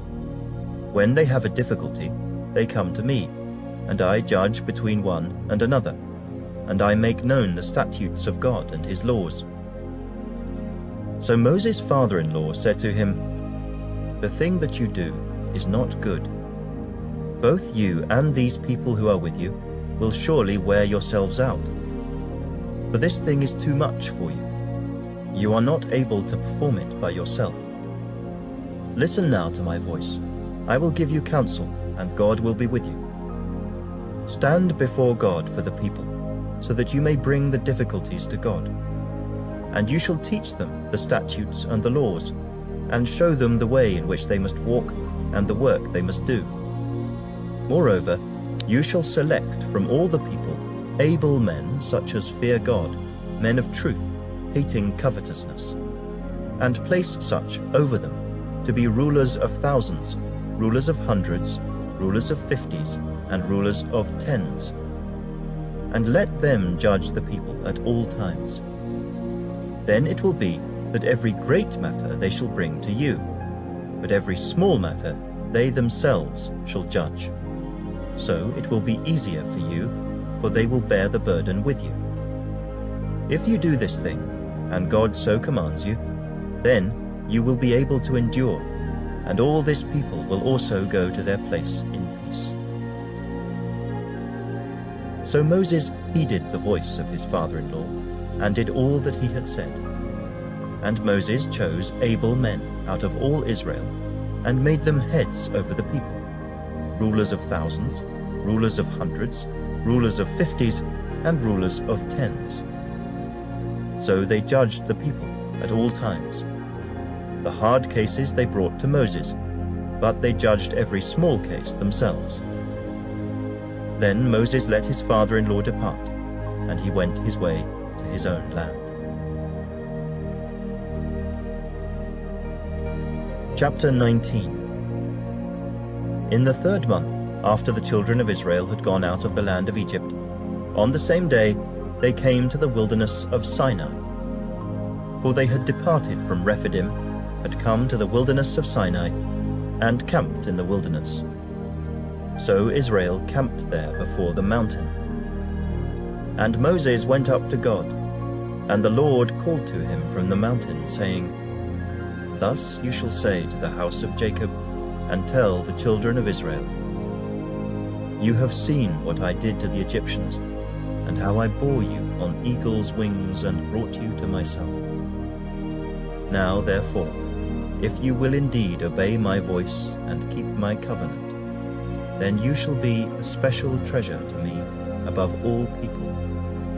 For all the earth is mine, and you shall be to me a kingdom of priests and a holy nation. These are the words which you shall speak to the children of Israel." So Moses came and called for the elders of the people, and laid before them all these words which the Lord commanded him. Then all the people answered together and said, "All that the Lord has spoken, we will do." So Moses brought back the words of the people to the Lord. And the Lord said to Moses, "Behold, I come to you in the thick cloud, that the people may hear when I speak with you, and believe you forever." So Moses told the words of the people to the Lord. Then the Lord said to Moses, "Go to the people, and consecrate them today and tomorrow, and let them wash their clothes, and let them be ready for the 3rd day. For on the 3rd day the Lord will come down upon Mount Sinai in the sight of all the people. You shall set bounds for the people all around, saying, Take heed to yourselves that you do not go up to the mountain or touch its base. Whoever touches the mountain shall surely be put to death.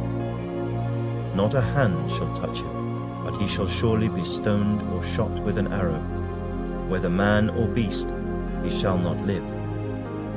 When the trumpet sounds long, they shall come near the mountain.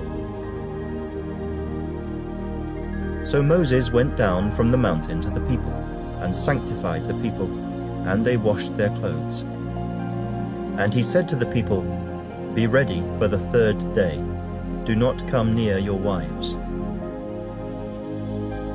Then it came to pass, on the 3rd day, in the morning, that there were thunderings and lightnings, and a thick cloud on the mountain. And the sound of the trumpet was very loud, so that all the people who were in the camp trembled. And Moses brought the people out of the camp to meet with God, and they stood at the foot of the mountain. Now Mount Sinai was completely in smoke, because the Lord descended upon it in fire. Its smoke ascended like the smoke of a furnace, and the whole mountain quaked greatly. And when the blast of the trumpet sounded long and became louder and louder, Moses spoke, and God answered him by voice. Then the Lord came down upon Mount Sinai on the top of the mountain. And the Lord called Moses to the top of the mountain, and Moses went up. And the Lord said to Moses, Go down and warn the people, lest they break through to gaze at the Lord, and many of them perish. Also let the priests who come near the Lord consecrate themselves, lest the Lord break out against them. But Moses said to the Lord, The people cannot come up to Mount Sinai, for you warned us, saying, Set bounds around the mountain and consecrate it. Then the Lord said to him, Away, get down and then come up, you and Aaron with you. But do not let the priests and the people break through to come up to the Lord, lest he break out against them. So Moses went down to the people and spoke to them. Chapter 20. And God spoke all these words, saying, I am the Lord your God, who brought you out of the land of Egypt, out of the house of bondage. You shall have no other gods before me. You shall not make for yourself a carved image, any likeness of anything that is in heaven above, or that is in the earth beneath, or that is in the water under the earth. You shall not bow down to them, nor serve them. For I, the Lord your God, am a jealous God, visiting the iniquity of the fathers upon the children to the 3rd and 4th generations of those who hate me, but showing mercy to thousands, to those who love me and keep my commandments. You shall not take the name of the Lord your God in vain, for the Lord will not hold him guiltless who takes his name in vain. Remember the Sabbath day to keep it holy. 6 days you shall labor and do all your work, but the 7th day is the Sabbath of the Lord your God. In it you shall do no work, you, nor your son, nor your daughter, nor your male servant, nor your female servant, nor your cattle, nor your stranger who is within your gates. For in 6 days the Lord made the heavens and the earth, the sea, and all that is in them, and rested the 7th day. Therefore the Lord blessed the Sabbath day and hallowed it. Honor your father and your mother, that your days may be long upon the land which the Lord your God is giving you. You shall not murder. You shall not commit adultery. You shall not steal. You shall not bear false witness against your neighbor. You shall not covet your neighbor's house. You shall not covet your neighbor's wife, nor his male servant, nor his female servant, nor his ox, nor his donkey, nor anything that is your neighbor's. Now all the people witnessed the thunderings, the lightning flashes, the sound of the trumpet, and the mountains smoking. And when the people saw it, they trembled and stood afar off. Then they said to Moses, You speak with us, and we will hear. but let not God speak with us, lest we die." And Moses said to the people, "Do not fear, for God has come to test you, and that his fear may be before you, so that you may not sin." So the people stood afar off, but Moses drew near the thick darkness where God was. Then the Lord said to Moses, "Thus you shall say to the children of Israel, You have seen that I have talked with you from heaven. You shall not make anything to be with me. Gods of silver or gods of gold you shall not make for yourselves.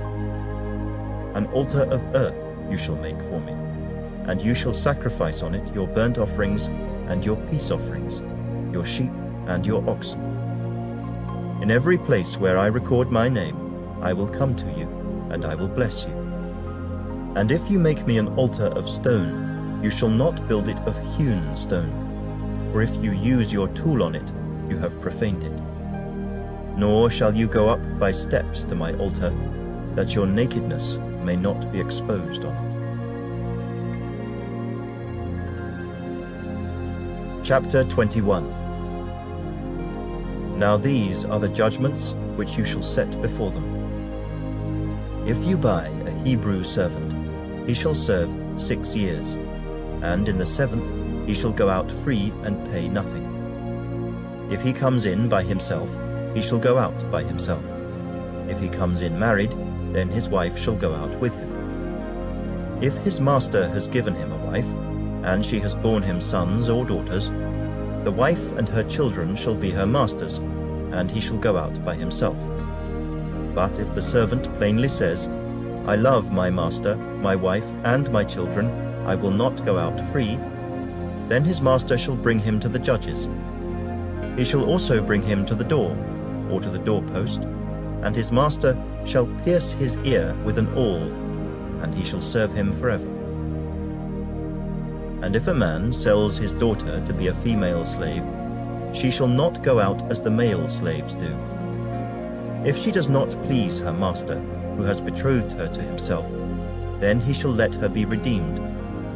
He shall have no right to sell her to a foreign people, since he has dealt deceitfully with her. And if he has betrothed her to his son, he shall deal with her according to the custom of daughters. If he takes another wife, he shall not diminish her food, her clothing, and her marriage rights. And if he does not do these 3 for her, then she shall go out free, without paying money. He who strikes a man so that he dies shall surely be put to death.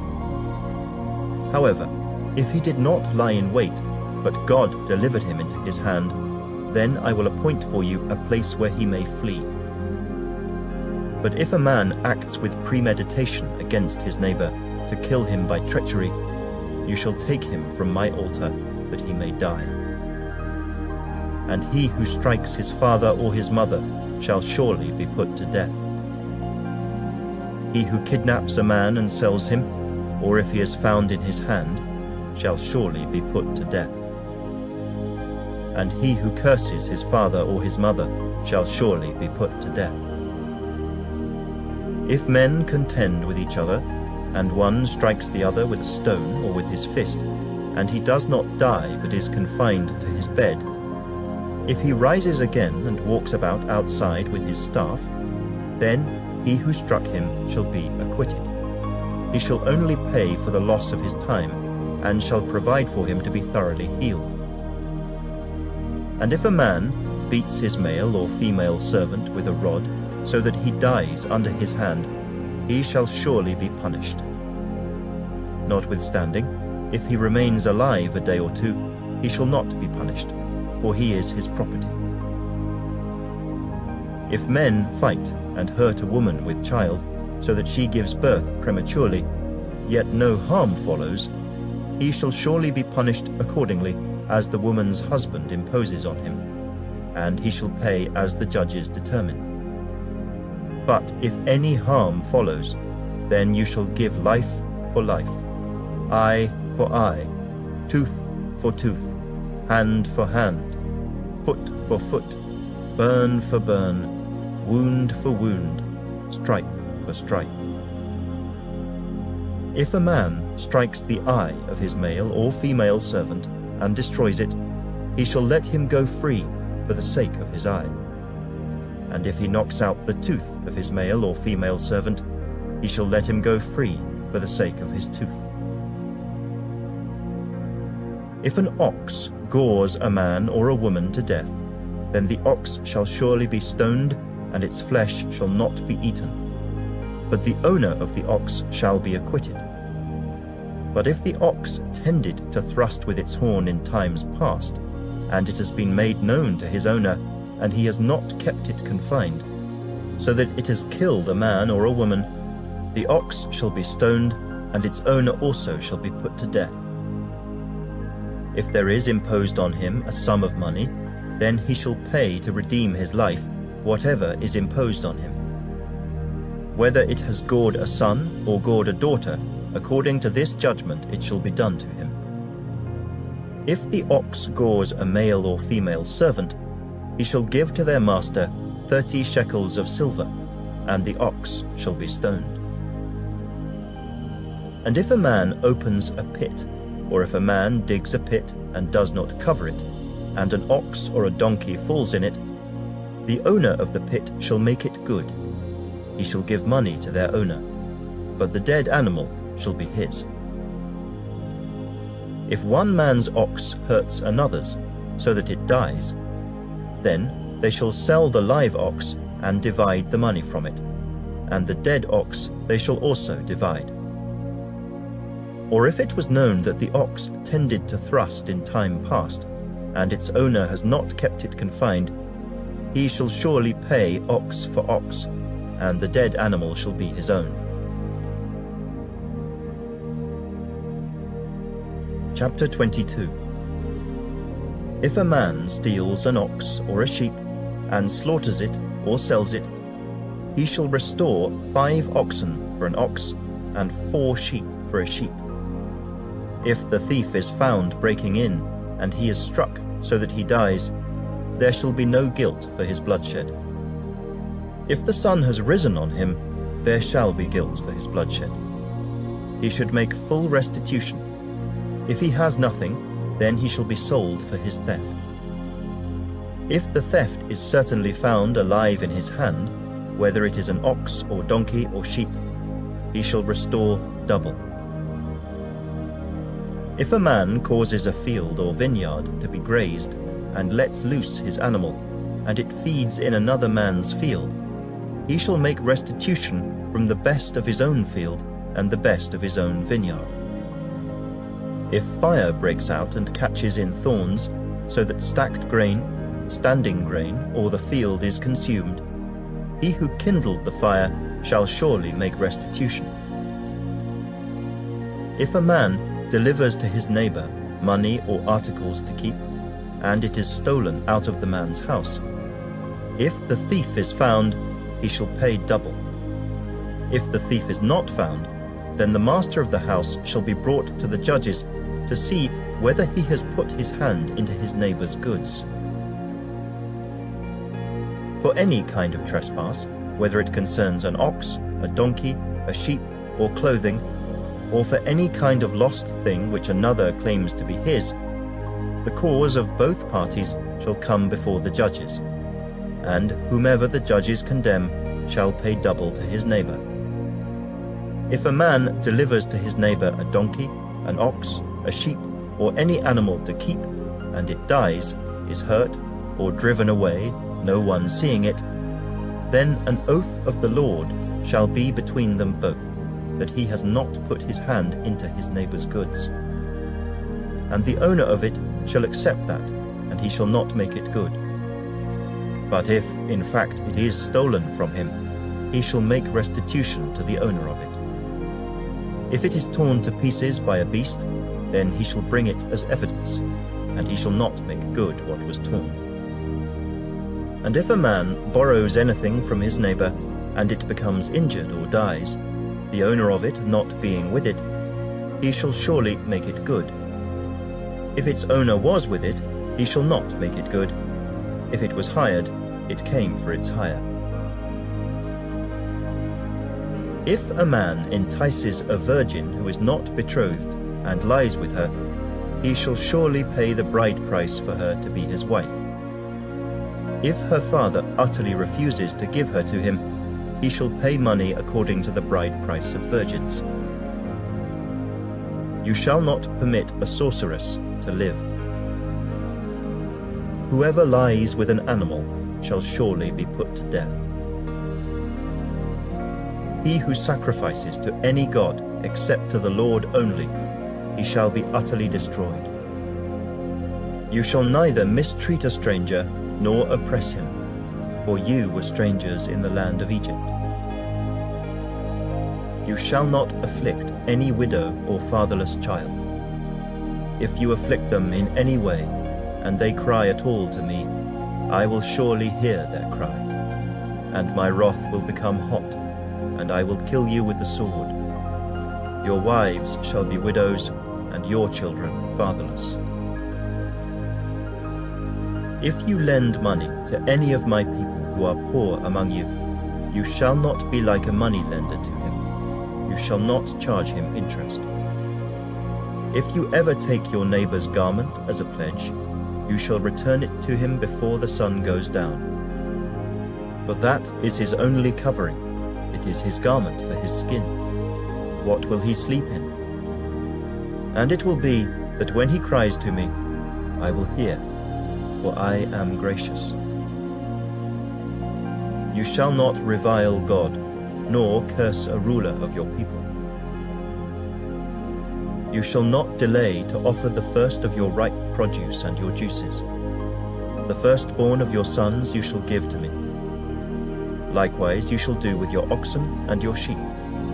It shall be with its mother 7 days. On the 8th day you shall give it to me. And you shall be holy men to me. You shall not eat meat torn by beasts in the field. You shall throw it to the dogs.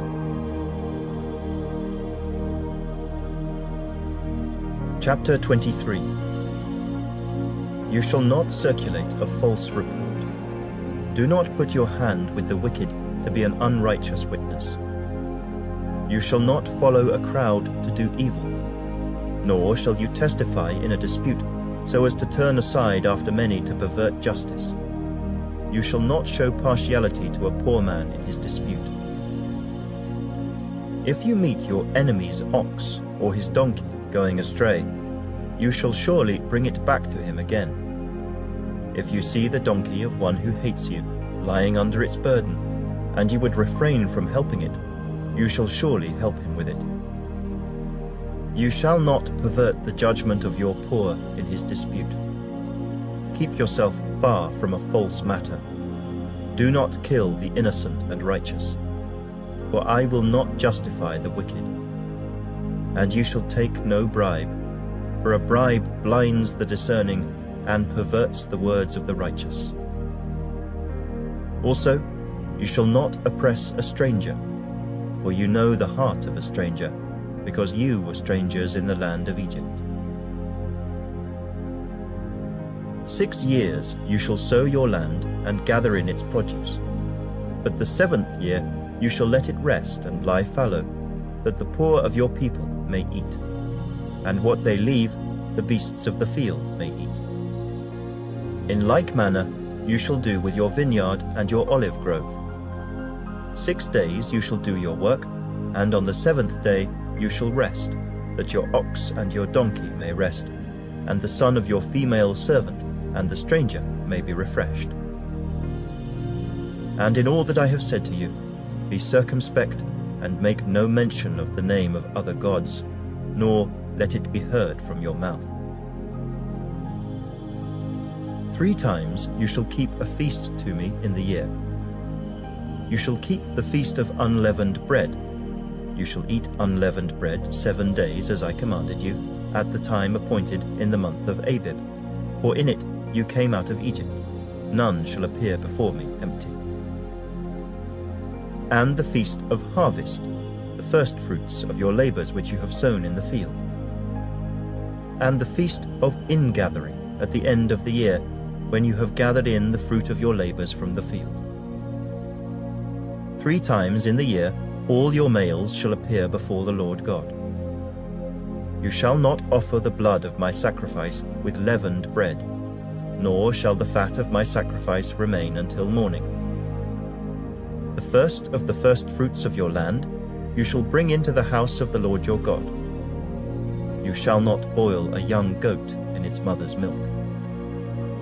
Behold, I send an angel before you to keep you in the way, and to bring you into the place which I have prepared. Beware of him, and obey his voice. Do not provoke him, for he will not pardon your transgressions, for my name is in him. But if you indeed obey his voice, and do all that I speak, then I will be an enemy to your enemies, and an adversary to your adversaries.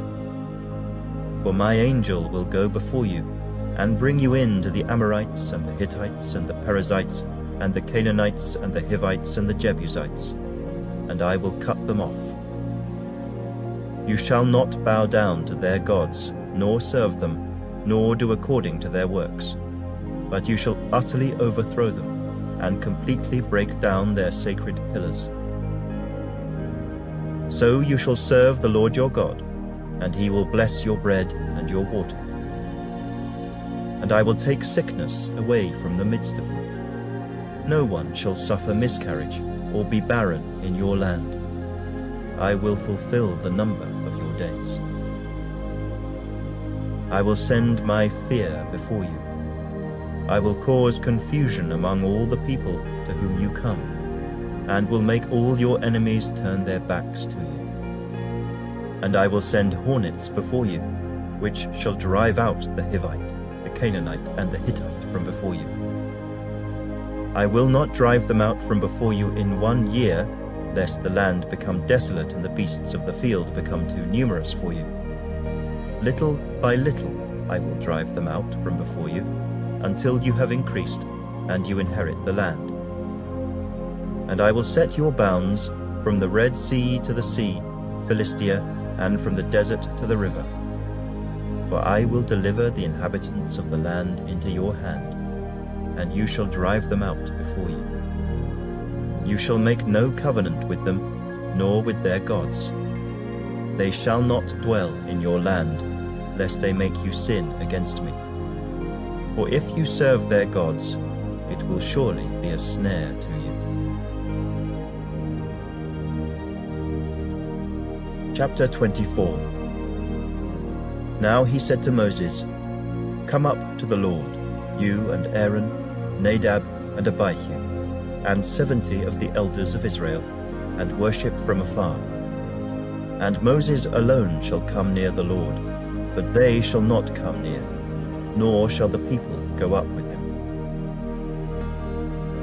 So Moses came and told the people all the words of the Lord, and all the judgments. And all the people answered with one voice and said, All the words which the Lord has said, we will do. And Moses wrote all the words of the Lord. And he rose early in the morning, and built an altar at the foot of the mountain, and 12 pillars according to the 12 tribes of Israel. Then he sent young men of the children of Israel, who offered burnt offerings and sacrificed peace offerings of oxen to the Lord.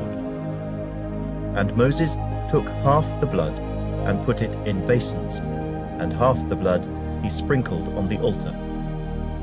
Then he took the book of the covenant and read in the hearing of the people. And they said, All that the Lord has said, we will do, and be obedient. And Moses took the blood, sprinkled it on the people, and said, This is the blood of the covenant which the Lord has made with you, according to all these words. Then Moses went up, also Aaron, Nadab, and Abihu, and 70 of the elders of Israel, and they saw the God of Israel. And there was under his feet, as it were, a paved work of sapphire stone, and it was like the very heavens in its clarity. But on the nobles of the children of Israel he did not lay his hand. So they saw God, and they ate and drank. Then the Lord said to Moses, "Come up to me on the mountain, and be there, and I will give you tablets of stone, and the law and commandments which I have written, that you may teach them." So Moses arose with his assistant Joshua, and Moses went up to the mountain of God. And he said to the elders, "Wait here for us until we come back to you. Indeed, Aaron and Hur are with you. If any man has a difficulty, let him go to them." Then Moses went up into the mountain, and a cloud covered the mountain. Now the glory of the Lord rested on Mount Sinai, and the cloud covered it 6 days. And on the 7th day he called to Moses out of the midst of the cloud. The sight of the glory of the Lord was like a consuming fire on the top of the mountain in the eyes of the children of Israel. So Moses went into the midst of the cloud, and went up into the mountain. And Moses was on the mountain 40 days and 40 nights. Chapter 25.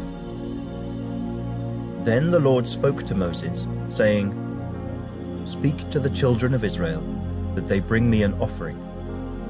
From everyone who gives it willingly with his heart, you shall take my offering.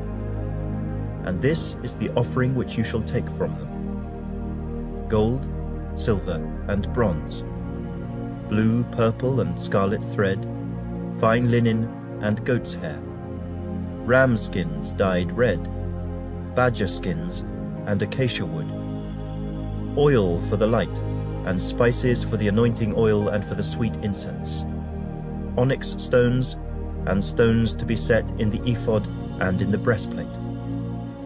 And let them make me a sanctuary, that I may dwell among them.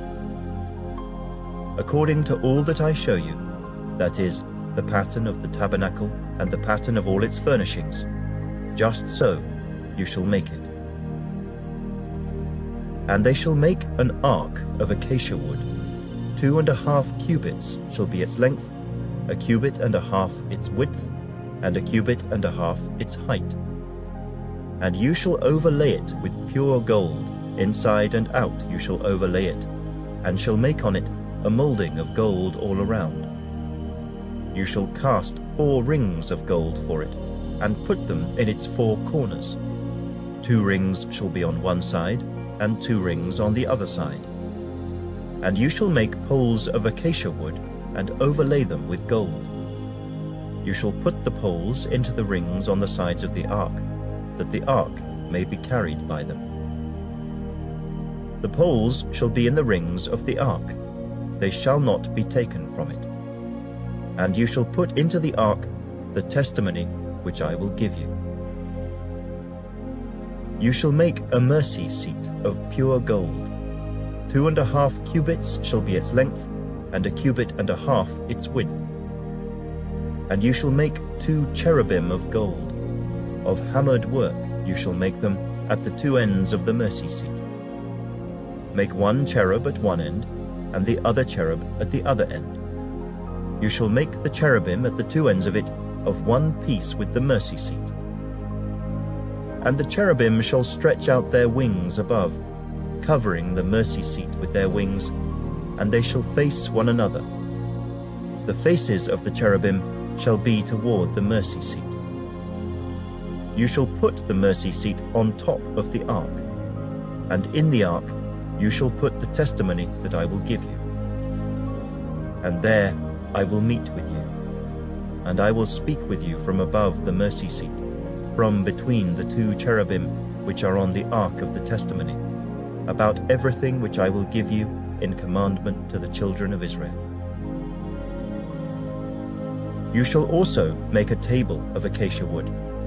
2 cubits shall be its length, 1 cubit its width, and 1.5 cubits its height. And you shall overlay it with pure gold, and make a moulding of gold all around. You shall make for it a frame of a handbreadth all around, and you shall make a gold moulding for the frame all around. And you shall make for it 4 rings of gold, and put the rings on the 4 corners that are at its 4 legs. The rings shall be close to the frame, as holders for the poles to bear the table. And you shall make the poles of acacia wood, and overlay them with gold, that the table may be carried with them. You shall make its dishes, its pans, its pitchers, and its bowls for pouring. You shall make them of pure gold.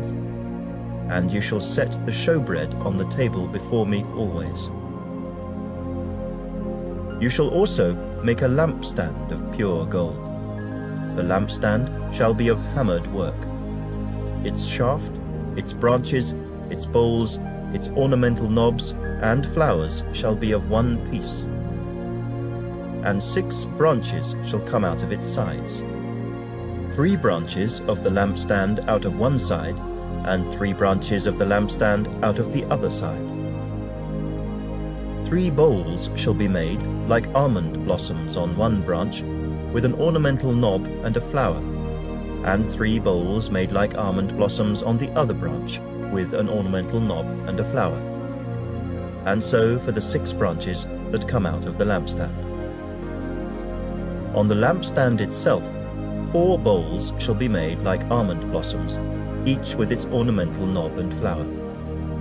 And there shall be a knob under the first 2 branches of the same, a knob under the second 2 branches of the same, and a knob under the third 2 branches of the same, according to the 6 branches that extend from the lampstand. Their knobs and their branches shall be of one piece. All of it shall be one hammered piece of pure gold. You shall make 7 lamps for it, and they shall arrange its lamps so that they give light in front of it. And its wick trimmers and their trays shall be of pure gold. It shall be made of a talent of pure gold with all these utensils. And see to it that you make them according to the pattern which was shown you on the mountain. Chapter 26.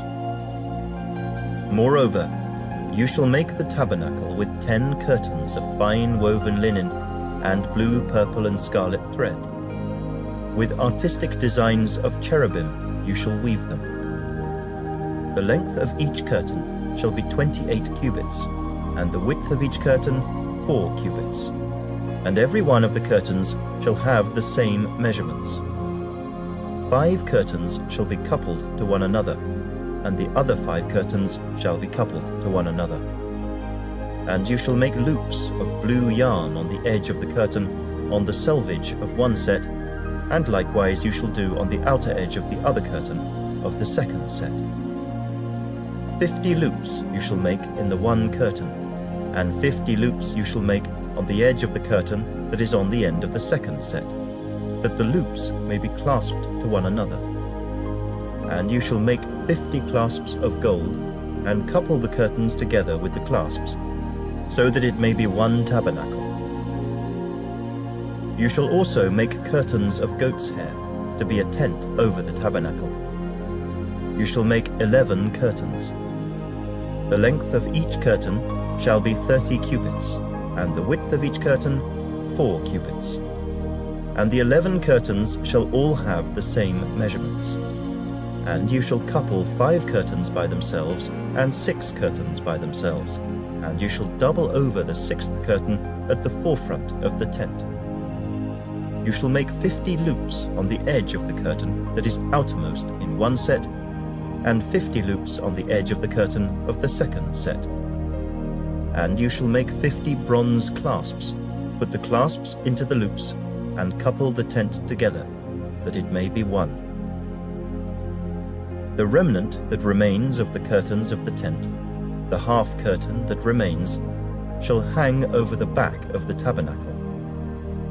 And a cubit on one side, and a cubit on the other side, of what remains of the length of the curtains of the tent, shall hang over the sides of the tabernacle, on this side and on that side, to cover it.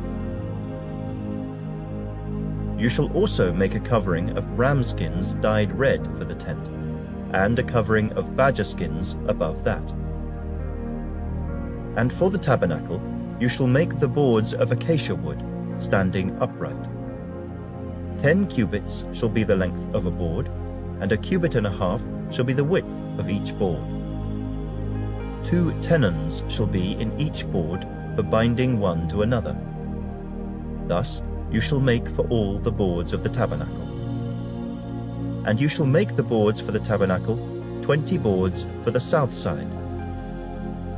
You shall make 40 sockets of silver under the 20 boards, 2 sockets under each of the boards for its 2 tenons. And for the second side of the tabernacle, the north side, there shall be 20 boards, and there 40 sockets of silver, 2 sockets under each of the boards.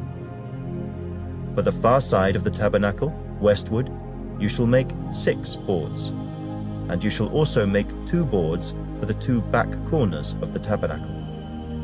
They shall be coupled together at the bottom, and they shall be coupled together at the top by 1 ring. Thus it shall be for both of them. They shall be for the 2 corners. So there shall be 8 boards with their sockets of silver, 16 sockets, 2 sockets under each of the boards. And you shall make bars of acacia wood, 5 for the boards on one side of the tabernacle, 5 bars for the boards on the other side of the tabernacle, and 5 bars for the boards of the side of the tabernacle for the far side westward. The middle bar shall pass through the midst of the boards from end to end. You shall overlay the boards with gold, make their rings of gold as holders for the bars, and overlay the bars with gold. And you shall raise up the tabernacle according to its pattern which you were shown on the mountain. You shall make a veil woven of blue, purple, and scarlet thread, and fine woven linen. It shall be woven with an artistic design of cherubim. You shall hang it upon the 4 pillars of acacia wood overlaid with gold. Their hooks shall be gold, upon 4 sockets of silver. And you shall hang the veil from the clasps. Then you shall bring the ark of the testimony in there, behind the veil. The veil shall be a divider for you between the holy place and the most holy. You shall put the mercy seat upon the ark of the testimony in the most holy. You shall set the table outside the veil, and the lampstand across from the table on the side of the tabernacle toward the south, and you shall put the table on the north side. You shall make a screen for the door of the tabernacle, woven of blue, purple, and scarlet thread, and fine woven linen, made by a weaver. And you shall make for the screen 5 pillars of acacia wood, and overlay them with gold. Their hooks shall be gold, and you shall cast 5 sockets of bronze for them. Chapter 27. You shall make an altar of acacia wood, 5 cubits long and 5 cubits wide. The altar shall be square, and its height shall be 3 cubits. You shall make its horns on its 4 corners. Its horns shall be of one piece with it, and you shall overlay it with bronze. Also you shall make its pans to receive its ashes, and its shovels, and its basins, and its forks, and its fire pans. You shall make all its utensils of bronze. You shall make a grate for it, a network of bronze. And on the network you shall make 4 bronze rings at its 4 corners. You shall put it under the rim of the altar beneath, that the network may be midway up the altar. And you shall make poles for the altar, poles of acacia wood, and overlay them with bronze. The poles shall be put in the rings, and the poles shall be on the 2 sides of the altar to bear it. You shall make it hollow with boards. As it was shown you on the mountain, so shall they make it. You shall also make the court of the tabernacle. For the south side there shall be hangings for the court made of fine woven linen, 100 cubits long for one side. And its 20 pillars and their 20 sockets shall be bronze. The hooks of the pillars and their bands shall be silver. Likewise, along the length of the north side there shall be hangings 100 cubits long, with its 20 pillars and their 20 sockets of bronze, and the hooks of the pillars and their bands of silver. And along the width of the court on the west side shall be hangings of 50 cubits, with their 10 pillars and their 10 sockets. The width of the court on the east side shall be 50 cubits. The hangings on one side of the gate shall be 15 cubits, with their 3 pillars and their 3 sockets. And on the other side shall be hangings of 15 cubits, with their 3 pillars and their 3 sockets. For the gate of the court there shall be a screen 20 cubits long, woven of blue, purple, and scarlet thread, and fine woven linen made by a weaver. It shall have 4 pillars and 4 sockets. All the pillars around the court shall have bands of silver. Their hooks shall be of silver, and their sockets of bronze. The length of the court shall be 100 cubits, the width 50 throughout, and the height 5 cubits, made of fine woven linen, and its sockets of bronze. All the utensils of the tabernacle, for all its service, all its pegs, and all the pegs of the court, shall be of bronze. And you shall command the children of Israel that they bring you pure oil of pressed olives for the light, to cause the lamp to burn continually. In the tabernacle of meeting, outside the veil which is before the testimony, Aaron and his sons shall tend it from evening until morning before the Lord. It shall be a statute forever to their generations on behalf of the children of Israel. Chapter 28. Now take Aaron your brother and his sons with him from among the children of Israel, that he may minister to me as priest, Aaron and Aaron's sons, Nadab, Abihu, Eleazar, and Ithamar. And you shall make holy garments for Aaron your brother, for glory and for beauty. So you shall speak to all who are gifted artisans, whom I have filled with the spirit of wisdom, that they may make Aaron's garments to consecrate him, that he may minister to me as priest. And these are the garments which they shall make: a breastplate, an ephod, a robe, a skillfully woven tunic, a turban, and a sash. So they shall make holy garments for Aaron your brother and his sons, that he may minister to me as priest. They shall take the gold, blue, purple, and scarlet thread, and the fine linen, and they shall make the ephod of gold, blue, purple, and scarlet thread, and fine woven linen, artistically worked. It shall have 2 shoulder straps joined at its 2 edges, and so it shall be joined together. And the intricately woven band of the ephod which is on it shall be of the same workmanship, made of gold, blue, purple, and scarlet thread, and fine woven linen. Then you shall take 2 onyx stones, and engrave on them the names of the sons of Israel, 6 of their names on one stone, and 6 names on the other stone, in order of their birth. With the work of an engraver in stone, like the engravings of a signet, you shall engrave the 2 stones with the names of the sons of Israel. You shall set them in settings of gold, and you shall put the 2 stones on the shoulders of the ephod as memorial stones for the sons of Israel. So Aaron shall bear their names before the Lord on his 2 shoulders as a memorial. You shall also make settings of gold, and you shall make 2 chains of pure gold like braided cords, and fasten the braided chains to the settings. You shall make the breastplate of judgment.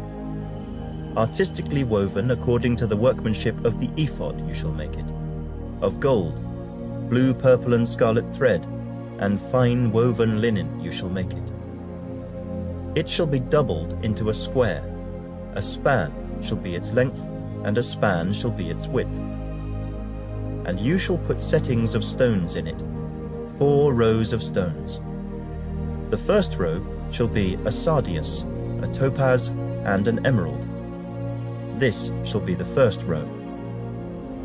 The second row shall be a turquoise, a sapphire, and a diamond. The third row, a jacinth, an agate, and an amethyst. And the fourth row, a beryl, an onyx, and a jasper. They shall be set in gold settings. And the stones shall have the names of the sons of Israel, 12 according to their names, like the engravings of a signet, each one with its own name. They shall be according to the 12 tribes. You shall make chains for the breastplate at the end, like braided cords of pure gold. And you shall make 2 rings of gold for the breastplate, 2 rings on the 2 ends of the breastplate.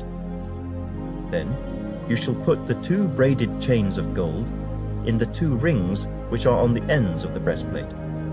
And the other 2 ends of the braided chains you shall fasten to the 2 settings, and put them on the shoulder straps of the ephod in the front. You shall make 2 rings of gold, and put them on the 2 ends of the breastplate, on the edge of it, which is on the inner side of the ephod. And 2 other rings of gold you shall make, and put them on the 2 shoulder straps underneath the ephod towards its front, right at the seam above the intricately woven band of the ephod. They shall bind the breastplate by means of its rings to the rings of the ephod, using a blue cord, so that it is above the intricately woven band of the ephod, and so that the breastplate does not come loose from the ephod. So Aaron shall bear the names of the sons of Israel on the breastplate of judgment over his heart, when he goes into the holy place, as a memorial before the Lord continually.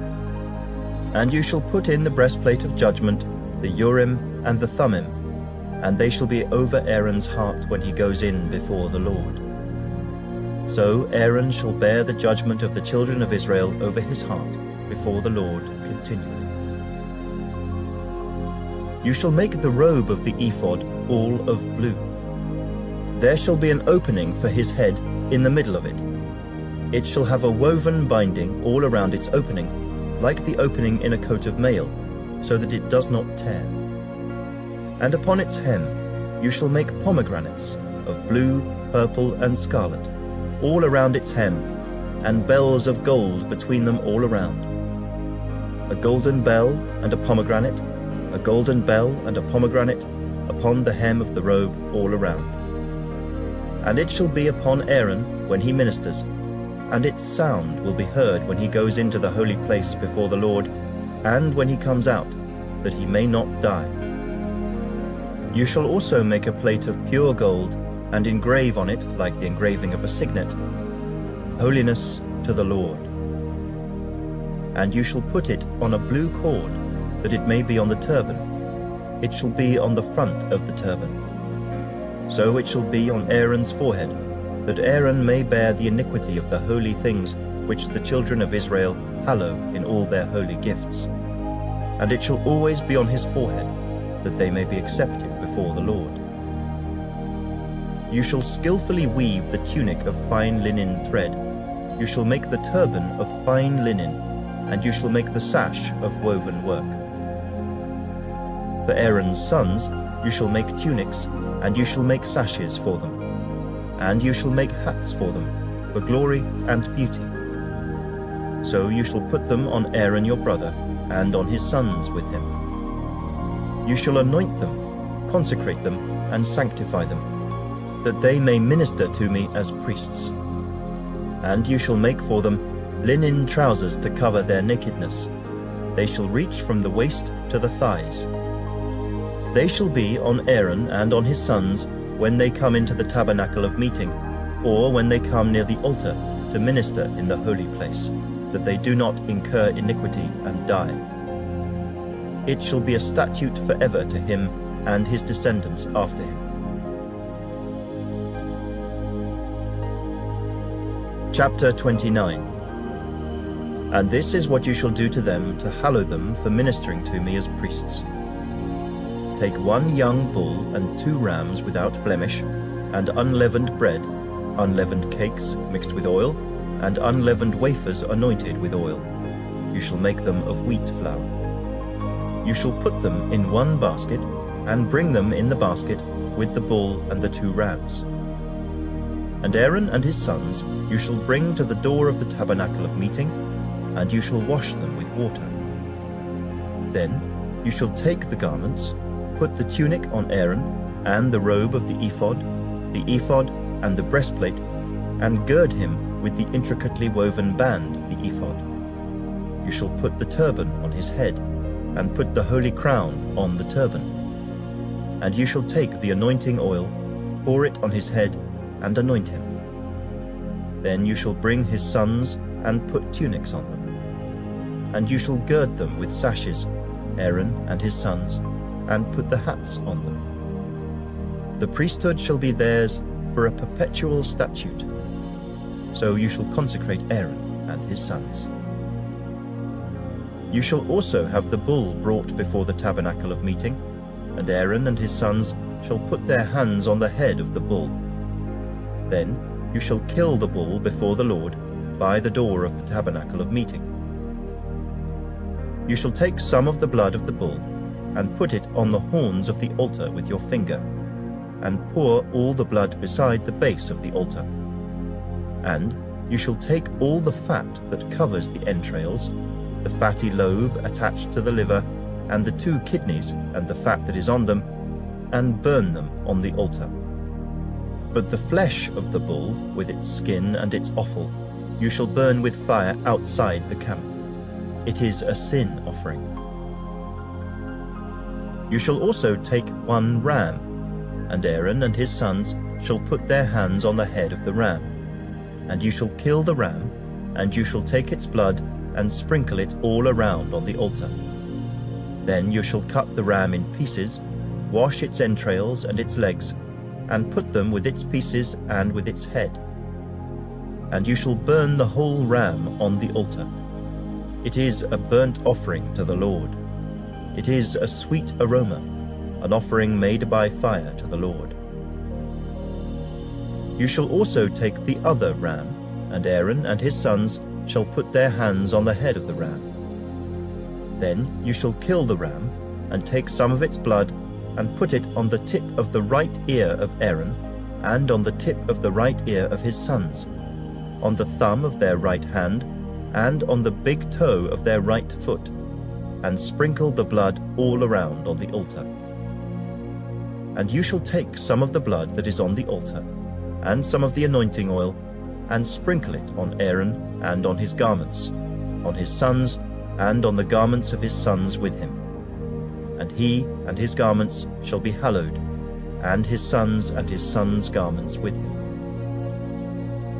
Also, you shall take the fat of the ram, the fat tail, the fat that covers the entrails, the fatty lobe attached to the liver, the 2 kidneys and the fat on them, the right thigh, for it is a ram of consecration, 1 loaf of bread, 1 cake made with oil, and 1 wafer from the basket of the unleavened bread that is before the Lord. And you shall put all these in the hands of Aaron and in the hands of his sons, and you shall wave them as a wave offering before the Lord. You shall receive them back from their hands, and burn them on the altar as a burnt offering, as a sweet aroma before the Lord. It is an offering made by fire to the Lord. Then you shall take the breast of the ram of Aaron's consecration, and wave it as a wave offering before the Lord, and it shall be your portion. And from the ram of the consecration you shall consecrate the breast of the wave offering which is waved, and the thigh of the heave offering which is raised, of that which is for Aaron, and of that which is for his sons. It shall be from the children of Israel for Aaron and his sons by a statute forever, for it is a heave offering. It shall be a heave offering from the children of Israel, from the sacrifices of their peace offerings, that is, their heave offering to the Lord. And the holy garments of Aaron shall be his sons after him, to be anointed in them and to be consecrated in them. That son who becomes priest in his place shall put them on for 7 days when he enters the tabernacle of meeting to minister in the holy place. And you shall take the ram of the consecration and boil its flesh in the holy place. Then Aaron and his sons shall eat the flesh of the ram and the bread that is in the basket by the door of the tabernacle of meeting. They shall eat those things with which the atonement was made, to consecrate and to sanctify them. But an outsider shall not eat them, because they are holy. And if any of the flesh of the consecration offerings or of the bread remains until the morning, then you shall burn the remainder with fire. It shall not be eaten, because it is holy. Thus you shall do to Aaron and his sons, according to all that I have commanded you. 7 days you shall consecrate them, and you shall offer a bull every day as a sin offering for atonement. You shall cleanse the altar when you make atonement for it, and you shall anoint it to sanctify it. 7 days you shall make atonement for the altar and sanctify it. And the altar shall be most holy. Whatever touches the altar must be holy. Now this is what you shall offer on the altar: 2 lambs of the first year, day by day, continually. 1 lamb you shall offer in the morning, and the other lamb you shall offer at twilight. With the 1 lamb shall be 1/10 of an ephah of flour, mixed with 1/4 of a hin of pressed oil, and 1/4 of a hin of wine as a drink offering. And the other lamb you shall offer at twilight. And you shall offer with it the grain offering and the drink offering, as in the morning, for a sweet aroma, an offering made by fire to the Lord. This shall be a continual burnt offering throughout your generations at the door of the tabernacle of meeting before the Lord, where I will meet you to speak with you. And there I will meet with the children of Israel, and the tabernacle shall be sanctified by my glory. So I will consecrate the tabernacle of meeting and the altar. I will also consecrate both Aaron and his sons to minister to me as priests. I will dwell among the children of Israel, and will be their God. And they shall know that I am the Lord their God, who brought them up out of the land of Egypt, that I may dwell among them. I am the Lord their God. Chapter 30. You shall make an altar to burn incense on. You shall make it of acacia wood. A cubit shall be its length, and a cubit its width. It shall be square, and 2 cubits shall be its height. Its horns shall be of one piece with it. And you shall overlay its top, its sides all around, and its horns with pure gold. And you shall make for it a molding of gold all around.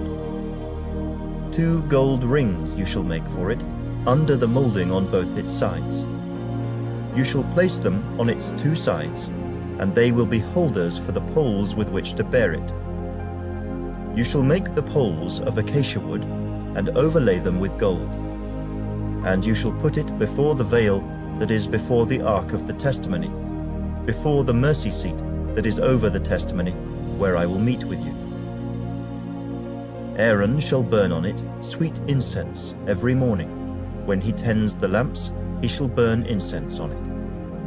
And when Aaron lights the lamps at twilight, he shall burn incense on it, a perpetual incense before the Lord throughout your generations. You shall not offer strange incense on it, or a burnt offering, or a grain offering, nor shall you pour a drink offering on it. And Aaron shall make atonement upon its horns once a year with the blood of the sin offering of atonement. Once a year he shall make atonement upon it throughout your generations. It is most holy to the Lord. Then the Lord spoke to Moses, saying, When you take the census of the children of Israel for their number, then every man shall give a ransom for himself to the Lord when you number them, that there may be no plague among them when you number them. This is what everyone among those who are numbered shall give. Half a shekel according to the shekel of the sanctuary.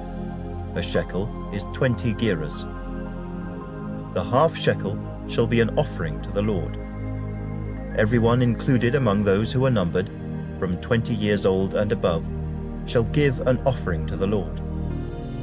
The rich shall not give more, and the poor shall not give less than half a shekel, when you give an offering to the Lord to make atonement for yourselves. And you shall take the atonement money of the children of Israel, and shall appoint it for the service of the tabernacle of meeting, that it may be a memorial for the children of Israel before the Lord, to make atonement for yourselves. Then the Lord spoke to Moses, saying, You shall also make a laver of bronze, with its base also of bronze, for washing.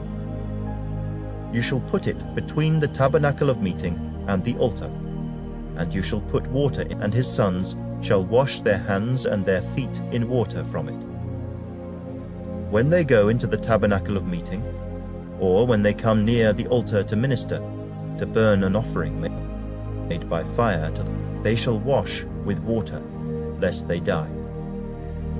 So they shall wash their hands and their feet, lest they die.